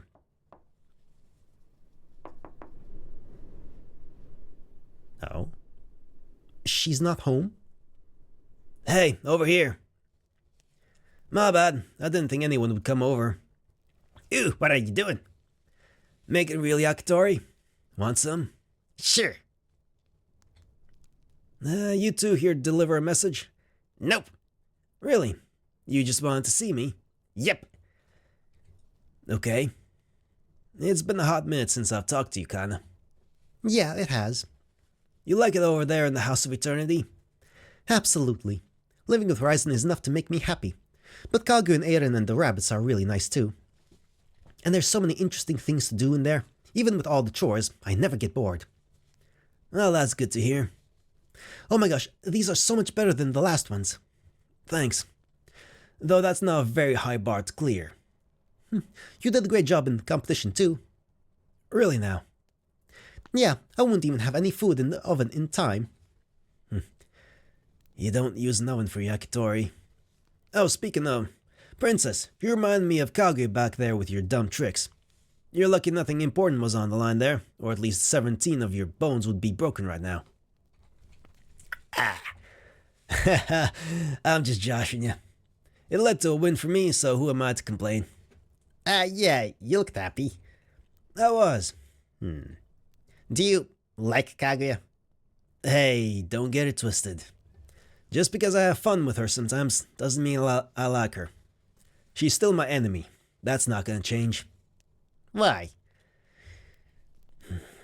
She's the reason I'm like this, stuck in this immortal body.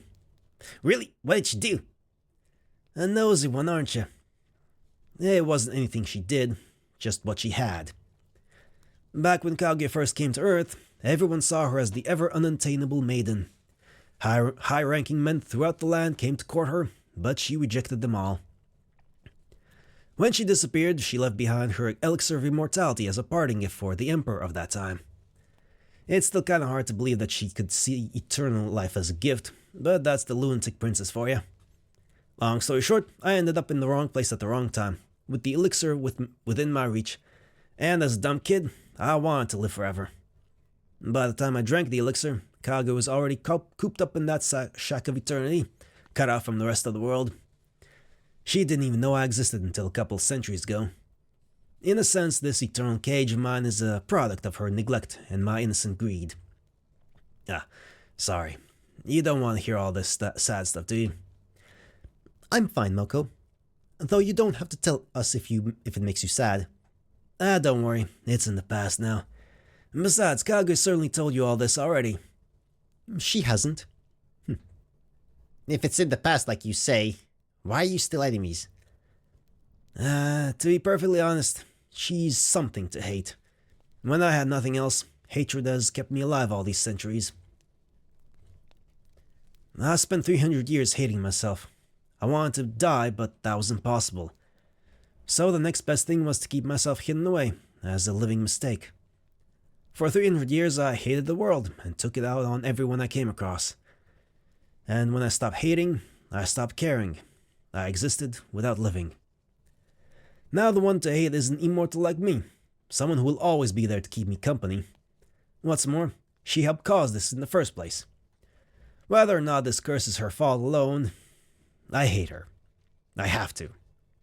And sure, maybe that hatred will turn into love someday. Maybe once Kaina passes away, Kaguya will find me crying alone, just for one night. I'll forget who we are, say a few stupid words, and lose myself in her arms. But it'll be over before we know it. The morning after, we'll separate and live through hatred once again.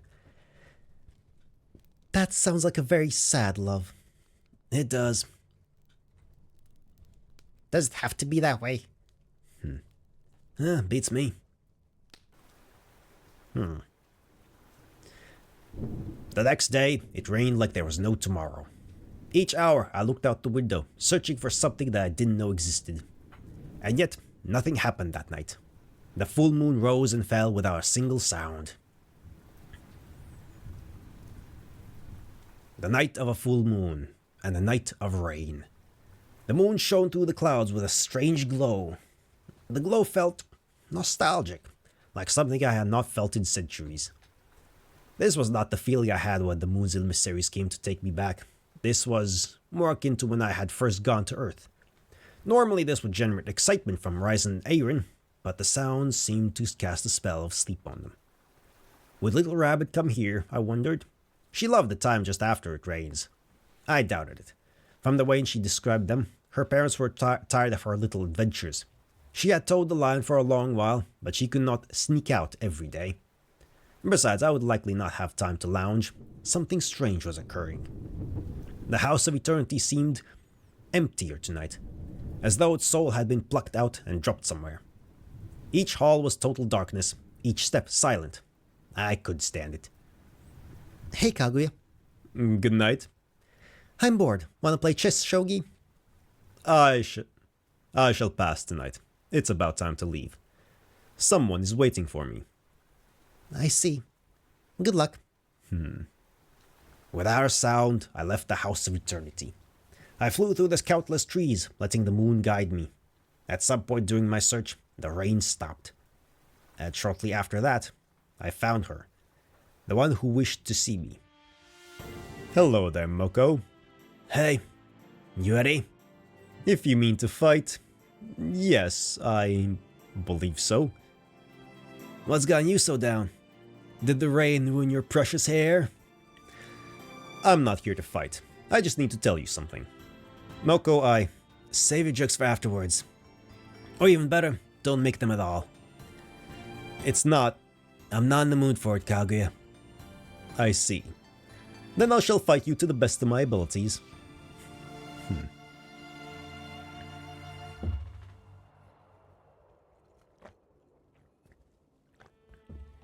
Oh, is something we actually control something here.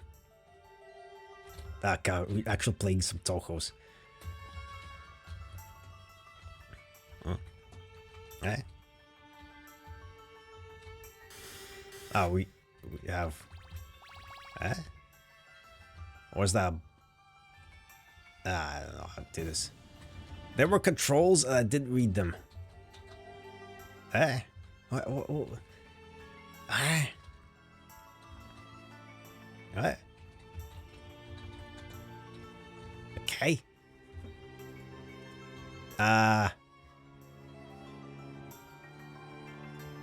Okay, do I press something? I'm pressing all the buttons now.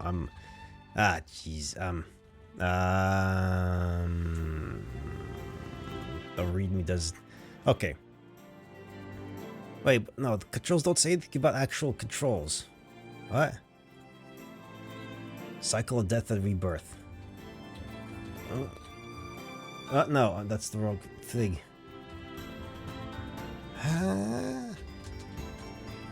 Oh no, don't be stuck like that. Oh no. Are we? Okay, pause. Okay, we're controlling things this time around. Okay, so that I know, but like, seriously. No, don't give me. Okay. Okay, A does. Oh, for fuck's sake. Oh my god. Okay, I just hold the button down or something. Oh, for fuck's sake. I don't know what to do here. Both are immortal, so it doesn't matter. Effectively. So we just... Do we just... Is this how you do the thing? Okay. Okay, this time I was attacking all the time and then it just... What's with you tonight? You're barely attacking me at all. One thing first. I think you're smoking hot. Wow, never heard that one before. Did the princess tell you that one? Yes, actually. Thought so. Don't you dare say it again. I can handle that from anyone but you.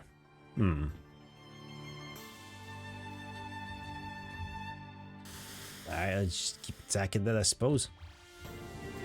Oh, this is stage 2. We didn't have the text before. This is more... I mean, it's complete nonsense. So we're gonna get stuck in the thing. Okay. This time we can move around. Waltz of the Moon and the Sun.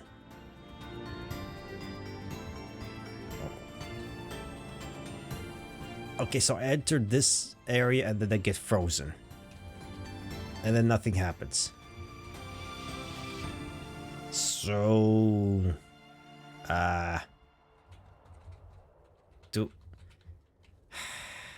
Okay. Confusion. Raids. I literally can't do anything with that. So...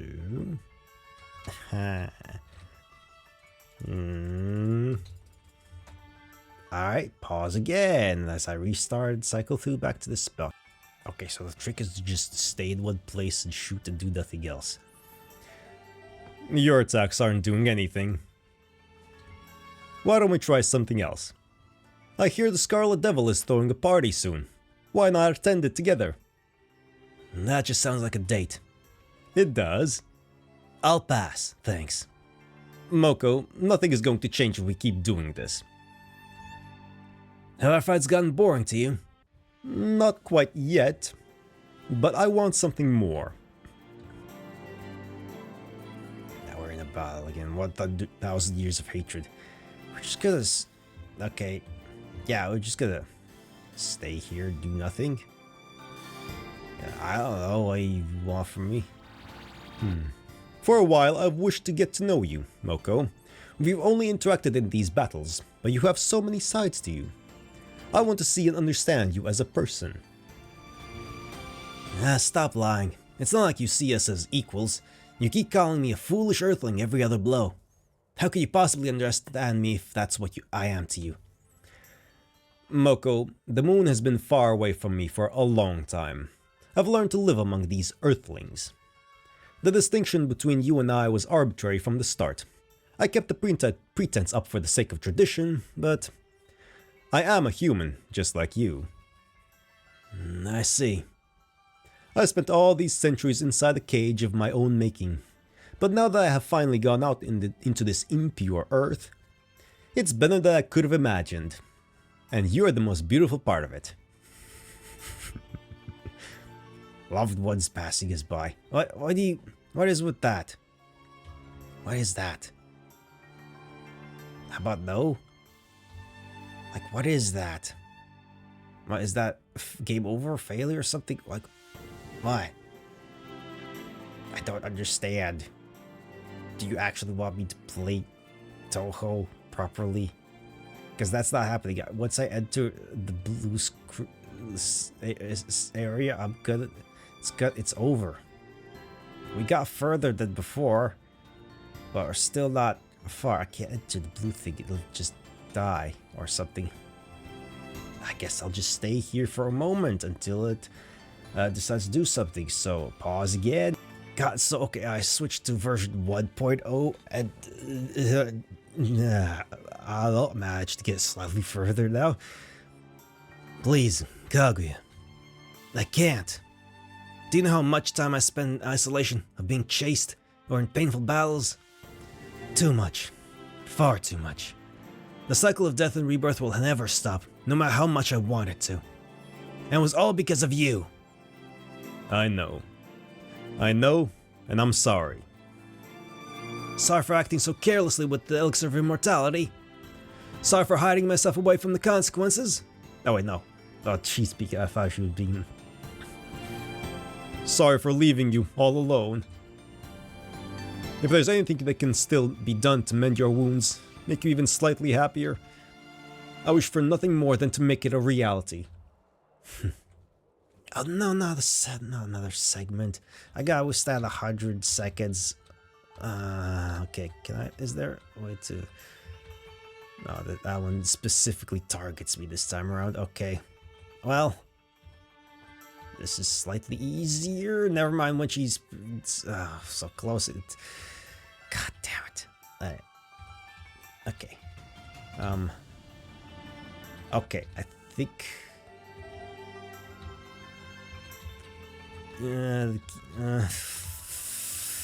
fuck. Oh no, you changing modes, you bastard. Now, oh, god damn it. This is Touhou. This is why... it's so stressful and annoying, and I hate it. That's why I don't play any of the actual Touhou games. You're never good. I can totally understand how this can be beat. I understand it. I've seen people do it. But it takes a lot of patience and practice. Yeah, and I don't have the time for that. I don't have the willingness to invest time in that. Basically.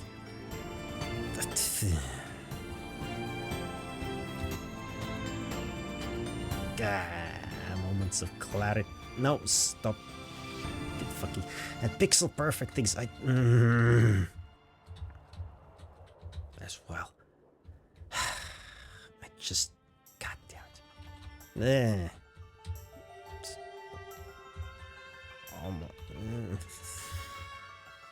Okay. Fuck's sake. Kaguya. Moko, I know. I know we started off on a terrible foot, and that you have every reason to despise me. I know you have gone through centuries of living, with all the memories and experience that comes with them. I know that I have spent far too long in one place, too afraid to leave. But at the end of the day, we're both children. We can still grow, we can still change. We have the whole world ahead of us, just waiting to be seen. We can start to truly live. And more than anything, I want to live with you. I love you, Moko. Oh no, another battle. Please don't give me another battle. God damn it. Okay, thank fuck. It's just the mood. In a flash, the fire stopped. Moko stayed in place, looking down. And then, she sighed. Kaguya, I had no idea you could be so amazing. You're right. It's time for a change. In 1300 years, I've lived countless lives. Most of them were bitter, lonely. They came and went, and I wanted nothing more than to end it all. But now, I don't feel that way. If only for a little longer, I want to cherish this life. The life we're starting together. Moko? That was quick. Can I kiss you? How about I kiss you first? Without giving myself time for doubt, I close my eyes and leave for. Although Moko has been like just kind of flitting in and out of whatever, like, sure, fucking why not? Got attitude. So, you know. I close my eyes and lean forward. And then we were together. Despite all the insults and screams that had come from Moko's lips, they were so soft. And for the first time ever, I could truly feel her heartbeat. It felt so tired. Moko's body, one that had not changed in over 1,000 years, was now unrecognizably tender. Moko seemed stiff at first, as if she didn't know how to properly move. Not to say that I knew what I was doing either. For a moment, my hands searched for a proper place to stay, before I settled on wrapping my arms around her waist. Moko laid one hand on my chest and another on my shoulder, and I simply let my fingers run through her silky hair. We settled and then stayed there, leaning into each other more and more. How long was a kiss supposed to last? I did not know, but ours was certainly rather long. It ended all too soon, and we opened our eyes once more. Moko's eyes were so content, like flawed rubies that still shined with perfection. How could she smile so beautifully after all those centuries of tears? As soon as I thought that, Moko stiffened up and moved back a little. Once again, we were separate. But I kept hold of Moko's hand, soft yet calloused from millions of invisible wounds. I'm scared, honestly. I can't tell if this is really love, you know? It feels like it, but what if it's just desperation? What if we're just clinging on to each other because we don't want to be lonely forever? Maybe so. But whether or not that's where it started, I believe we can learn to truly love. In a way, we're lucky. We have all of eternity to figure it out. Guess so. Even then, are you sure our true love will last forever? Sooner or later, we'll change, become strangers, and drift apart. Maybe we'll get back together, then be back at each other's throats within a few hundred years. Friends will come and go, and we'll have no choice but to move on. We'll eventually see the world fall apart before our eyes. And when it's all over, it'll only be us, floating in an endless void and losing our minds. We'll have nothing. No, Moko. We'll have each other. Aww. Moko changed then. She went deathly still, and her eyes seemed to lose mine. Though only an arm's length from me, she felt a million years away. Then Moko looked into my eyes, and she began to quiver. Despite her best efforts, tears streaked down her face. Without thinking, I brought a hand to her cheek for a light caress that I couldn't imagine doing even yesterday. But before it reached, I was in her arms. Her shoulders heaved with each sob that resounded through the sky. As if afraid that I would crumble to dust, she held on as tight as she could. Stunned by the sudden embrace, I simply froze. Those 3 words I wanted to say were stuck in my throat. But in the back of my mind, I knew no words would be enough. All I could do was return the favor. So I hugged Moko as tight as I could and cried with all my heart. I do not know how long we stayed there. Maybe minutes, maybe hours, but it did not matter. However long this moment may have lasted, it was forever. Aww. End of latter part. And then there's an epilogue. Oh, we gotta do the epilogue now. Life went on in the House of Eternity. Ever since that rainy night, Kagure and Moko seemed closer. Though neither of them mentioned it in front of me, it was clear that my plan had been a success. With that success came growth. Moko came over a lot more, playing games, chatting, and helping out. Kana and Ryzen had a bit more time to spend together, and they always looked happy. We were all happy, yet something was missing. Come on, come on. You can do it, Ryzen. I believe in you. Oh, wait, it's... Right, it's loud again, because this is technically a different thing, isn't it? Where are you? There it is. There you are. Are you sure about that? I still have all my health. Not particularly. It's simply fun to say. Real motivational. I believe in you, Ryzen. Thanks. And I win once again. Bravo, you two. Absolutely beautiful show of gaming skill. I'm sorry, Ryzen. Whatever. She made the whole game. Of course she's really good at it. Little rabbit, where are you going? Back home. My parents are gonna be really mad if I stay much longer. You sure? It's barely evening. Yeah, but they're getting stricter by the day. I'd rather not take chances. Ah, come on. I haven't been able to beat you even once tonight. Sorry. Guess I'm just too good. Next time, I'm gonna beat you for real, okay? No. See you later. Until next we meet, little rabbit. Bye. Wait up. Hey, why not stay just a little longer? I can't. Yes, you can. Please, Kana. Fine. Good night. Night. The bamboo forest was so quiet tonight. It seemed as if the fairies had stopped coming out, or maybe I just wasn't noticing them. Hey, princess. No, hey, what are you doing here? Just coming over to visit. Are you leaving? You've been leaving earlier and earlier lately. You okay? Not at all. Thought so. Can I help in any way? No. I caused the problem myself. Someone else fixing it for me wouldn't be fair. Well, if you need anything, I'll be here. Without another word, I turned away and headed for home. It was a strange feeling that I had then. I should have been fine, but it wasn't a long walk to my home. The place lay just outside the bamboo forest, in a clearing. The front door didn't open easily, so I went through the back. That place led to the kitchen first. I was glad to have eaten at the House of Eternity earlier. Preparing a meal was out of the question tonight. For now, I only had one place to be. I brushed past several cobwebs on my way. Each strand stuck to my hands, whispered in my ear, asked me to join them. It took a lot more effort than usual to reject them. Soon I had arrived at the collection room. Dozens of items from the mound of the nameless littered the floor. Dolls with missing limbs, books with half the pages ripped out, toys with the paint fallen. On top of a big pile was a little box of matchsticks. I grabbed it, trying to keep my eyes off the other items. My bed sat in the corner. Part of the ceiling had collapsed on it a while ago, but I hadn't slept in that thing in years, so I never bothered to clean it up. My real destination was through a door right next to this bed. I walked through the door and entered the fire room. A tiny area, barely bigger than an average closet. Nothing occupied this space, except a dresser, a hearth, and a futon. With only muscle memory to guide me, I took a few pieces of wood out of the dresser and dropped them near the hearth.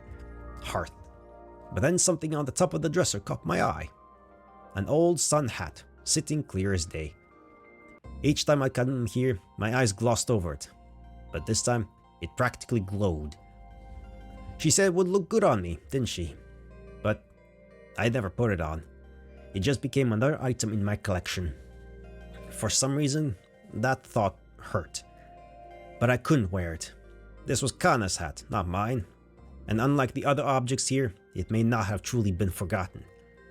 With that thought, I laid it back down on the dresser. Now it was time to start the fire. Kneeling in front of the fireplace, I struck a match, then another and another. As the first spark shone, my whole body felt like it was being pricked. I had finally noticed the cold. Even in autumn, the coming night was cold enough to kill. After a few more tries...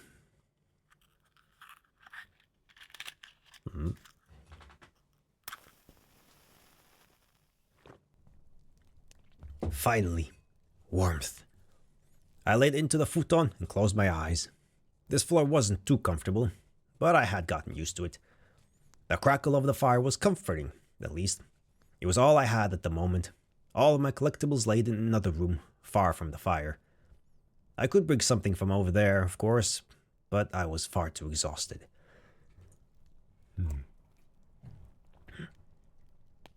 Sorry. Did I scare you? No. Come on, I know a liar when I see one. Isn't it pretty? Yeah, though this place is still chilly even with it. You want it bigger? You'll do that for me? I can't believe it. Just looking out for you. Actually, I don't want it changed. This cold is alright to me. Do you like it or are you just used to it? It's nostalgic. How'd your little gaming session go? I kicked Ryzen's butt. Tell me something I don't know. Oh, yesterday Kana defeated Kagu in a Danmaku fight. In real life. Wait, what? Yep, a victory 7 years in the making. I don't know if Kaguya went easy on her, or if she was just super smart about it, but it looks like all her determination and training paid off. Damn, that girl's going places. She is. How about you? Did you go to that festival in the human village? Oh, yeah, I actually helped out a little. Kinda wanted to put on a show for her students, so she got me to make some fireworks. It was supposed to just be for the kids, but soon the whole village was cheering for us. Though I kinda feel bad for stealing the spotlight from everyone else. That sounds really fun. It was. You should come next time. Nah, I don't think I'd fit in. If you say so.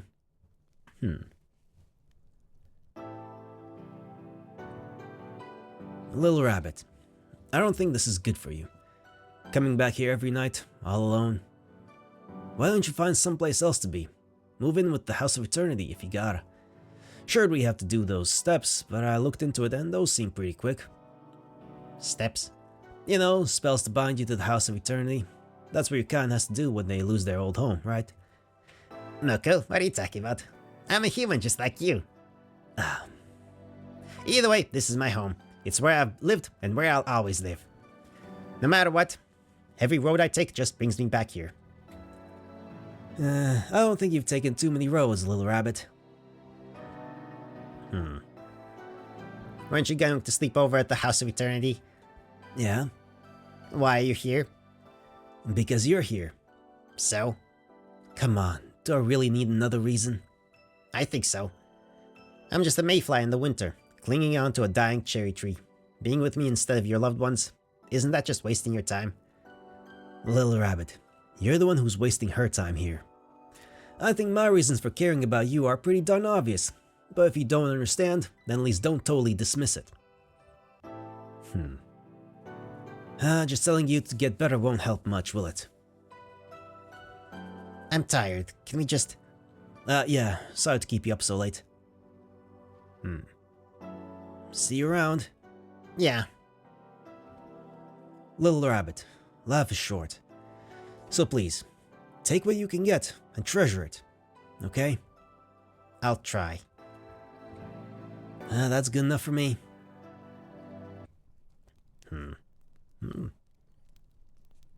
My body could barely function at this point. I doubted sleep would help, but I physically couldn't do anything else. But while struggling to keep my eyes open, I made a decision. Tomorrow, I would leave. Tomorrow, I would go to the House of Eternity and ask to live there. Tomorrow, I would promise to help Kana and Ryzen out every day. Then, just maybe, I could become an irreplaceable part of their lives. It might not be easy, but neither was this. With that thought, I let my eyes close.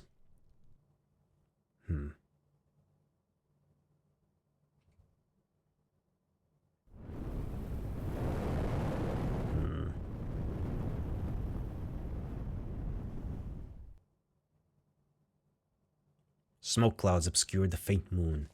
Embers rose from the blazing building as if trying to escape the destruction. Wooden walls collapsed into each other, their own weight proving too much. I stood alone in front of the burning remains for far too long.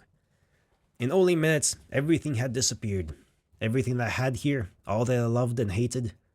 I should have been happy. My cage had burst open, and I was free. So, why couldn't I stop crying?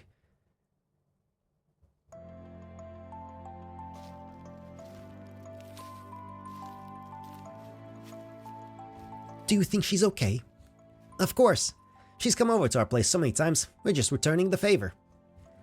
Are you sure those parents of hers are gonna welcome us? Oh, they won't be a problem. Wait a second. None of you have been to her place, have you? Nope. Not even once. I had wished to go, but she always went home by herself. So this is the first time you'll be seeing it.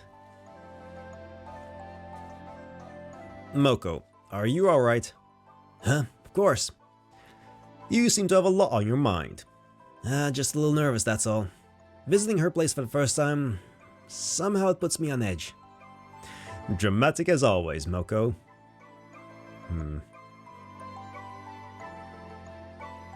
Here we are. It looks like it's in total shambles. This place is Little Rabbit's home? What the heck happened here? Nothing to my knowledge. This is just like how I remember it. Isn't Little Rabbit a princess? One who lives in an extravagant home? Sorry. She told me to keep it secret, but... What of her parents?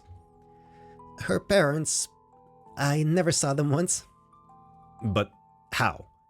Do they simply not exist? No, they exist. I think so, at least. Just in the same way I used to exist. As the monster in her closet.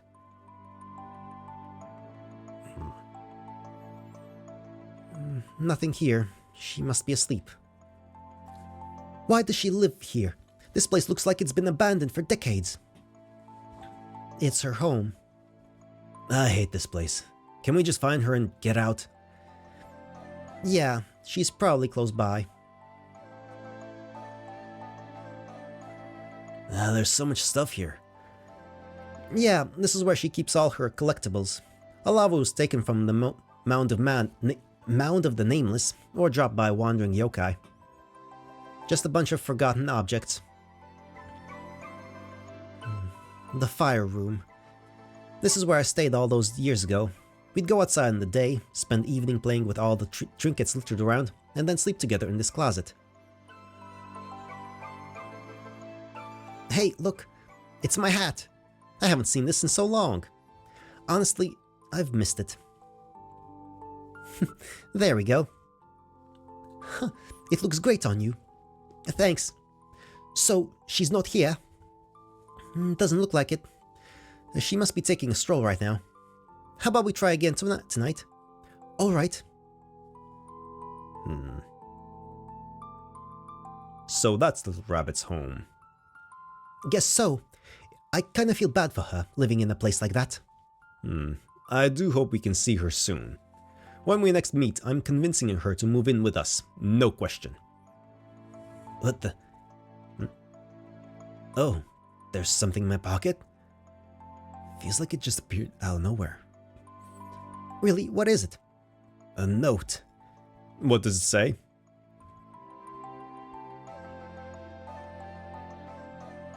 Sadness. Oh, goddamn, it's a sadness time, isn't it? Fuck. To the people of the House of Eternity. By the time you read this, I will no longer be in the land of fantasy.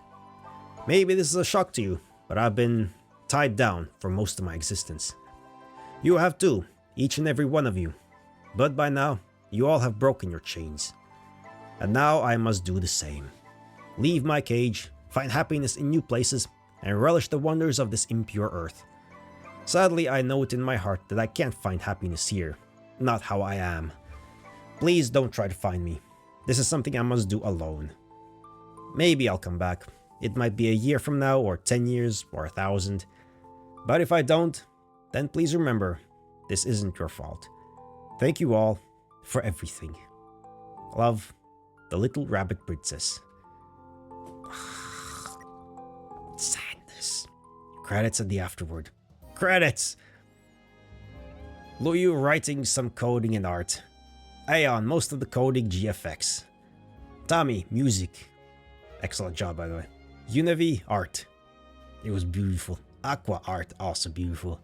Anumania, technical support. Well done. Tyra Komori, sound effects. Those were great. Sprunkless, unused art and moral support. Yay. You, player. Yay. Hey, this is Luyu, the writer of The Little Rabbit Princess and the House of Eternity. Excellent job. It was all kinds of feels. First off, thank you so much for reading this game. It really means a lot to me. This thing is a lot of firsts for me. First time participating in a game jam, first time participating in a team, first time writing a Touhou fabric, first time using Game Maker, first time working on a visual novel, first time finishing something longer than 15 minutes, first time writing something with any focus on romance, first time posting about writing on the internet. A lot. I've kind of been writing in the dark without too much idea of what works and what doesn't. So comments, reviews, criticism, etc. would be greatly appreciated. It was fucking brilliant. At the moment, I can think of lots of possible flaws with the writing, but helping make this was fun, and I'm looking forward to doing more things like it. As you may have been able to tell, the production was far from perfect. One of the artists on our team dropped out before they could make much, and another had a lot of other things on their plate. Most of the writing was done in 2 weeks. The first half of the month was spent reading official printworks for research and writing a big section that got thrown out because we didn't have time to make art for it. And pretty much all of the gameplay segment was made in the last few days, featuring me trying to code patterns with Eon's Danmaku system even though I have virtually no knowledge of programming. But overall, I'm happy with this. And really, I can't thank the other team members enough for their contributions. It's honestly a little intimidating seeing such amazing work associated with my writing. Hopefully all these elements have come together in 2 entertaining packages. Oh yeah, in case you didn't know, there are 2 visual novels in this little project, one written by me, the other written by Eon. They both star Kotohime and share much of the same art and music, but feature different stories, minigames, and casts. Eon's game is called The Endless and Kotohime. Do I have that on the list? I should have that on the list. If it is here... What? what? Okay, I'm gonna need to make okay. I'm gonna need to make sure that I have that written. The Endless and Kotohim. Go check it out if you haven't already. I absolutely have to. Now, on a slightly more personal note for this story, I really tried to make something emotionally resonant, and you succeeded. There's a lot of emotions here. Focusing on aspects of Touhou that seem to often get underemphasized in fanworks, and a few things that just personally really matter to me. No matter how amateurish their writing is, this story was made from the heart, and I hope that shows. It absolutely did. There's lots of more I could say here, but in this case, I think less is more. So, yeah. Bye-bye. Yay. That was excellent. That was excellent. I don't know what else. I have nothing else to say other than it was excellent. Also, bye-bye.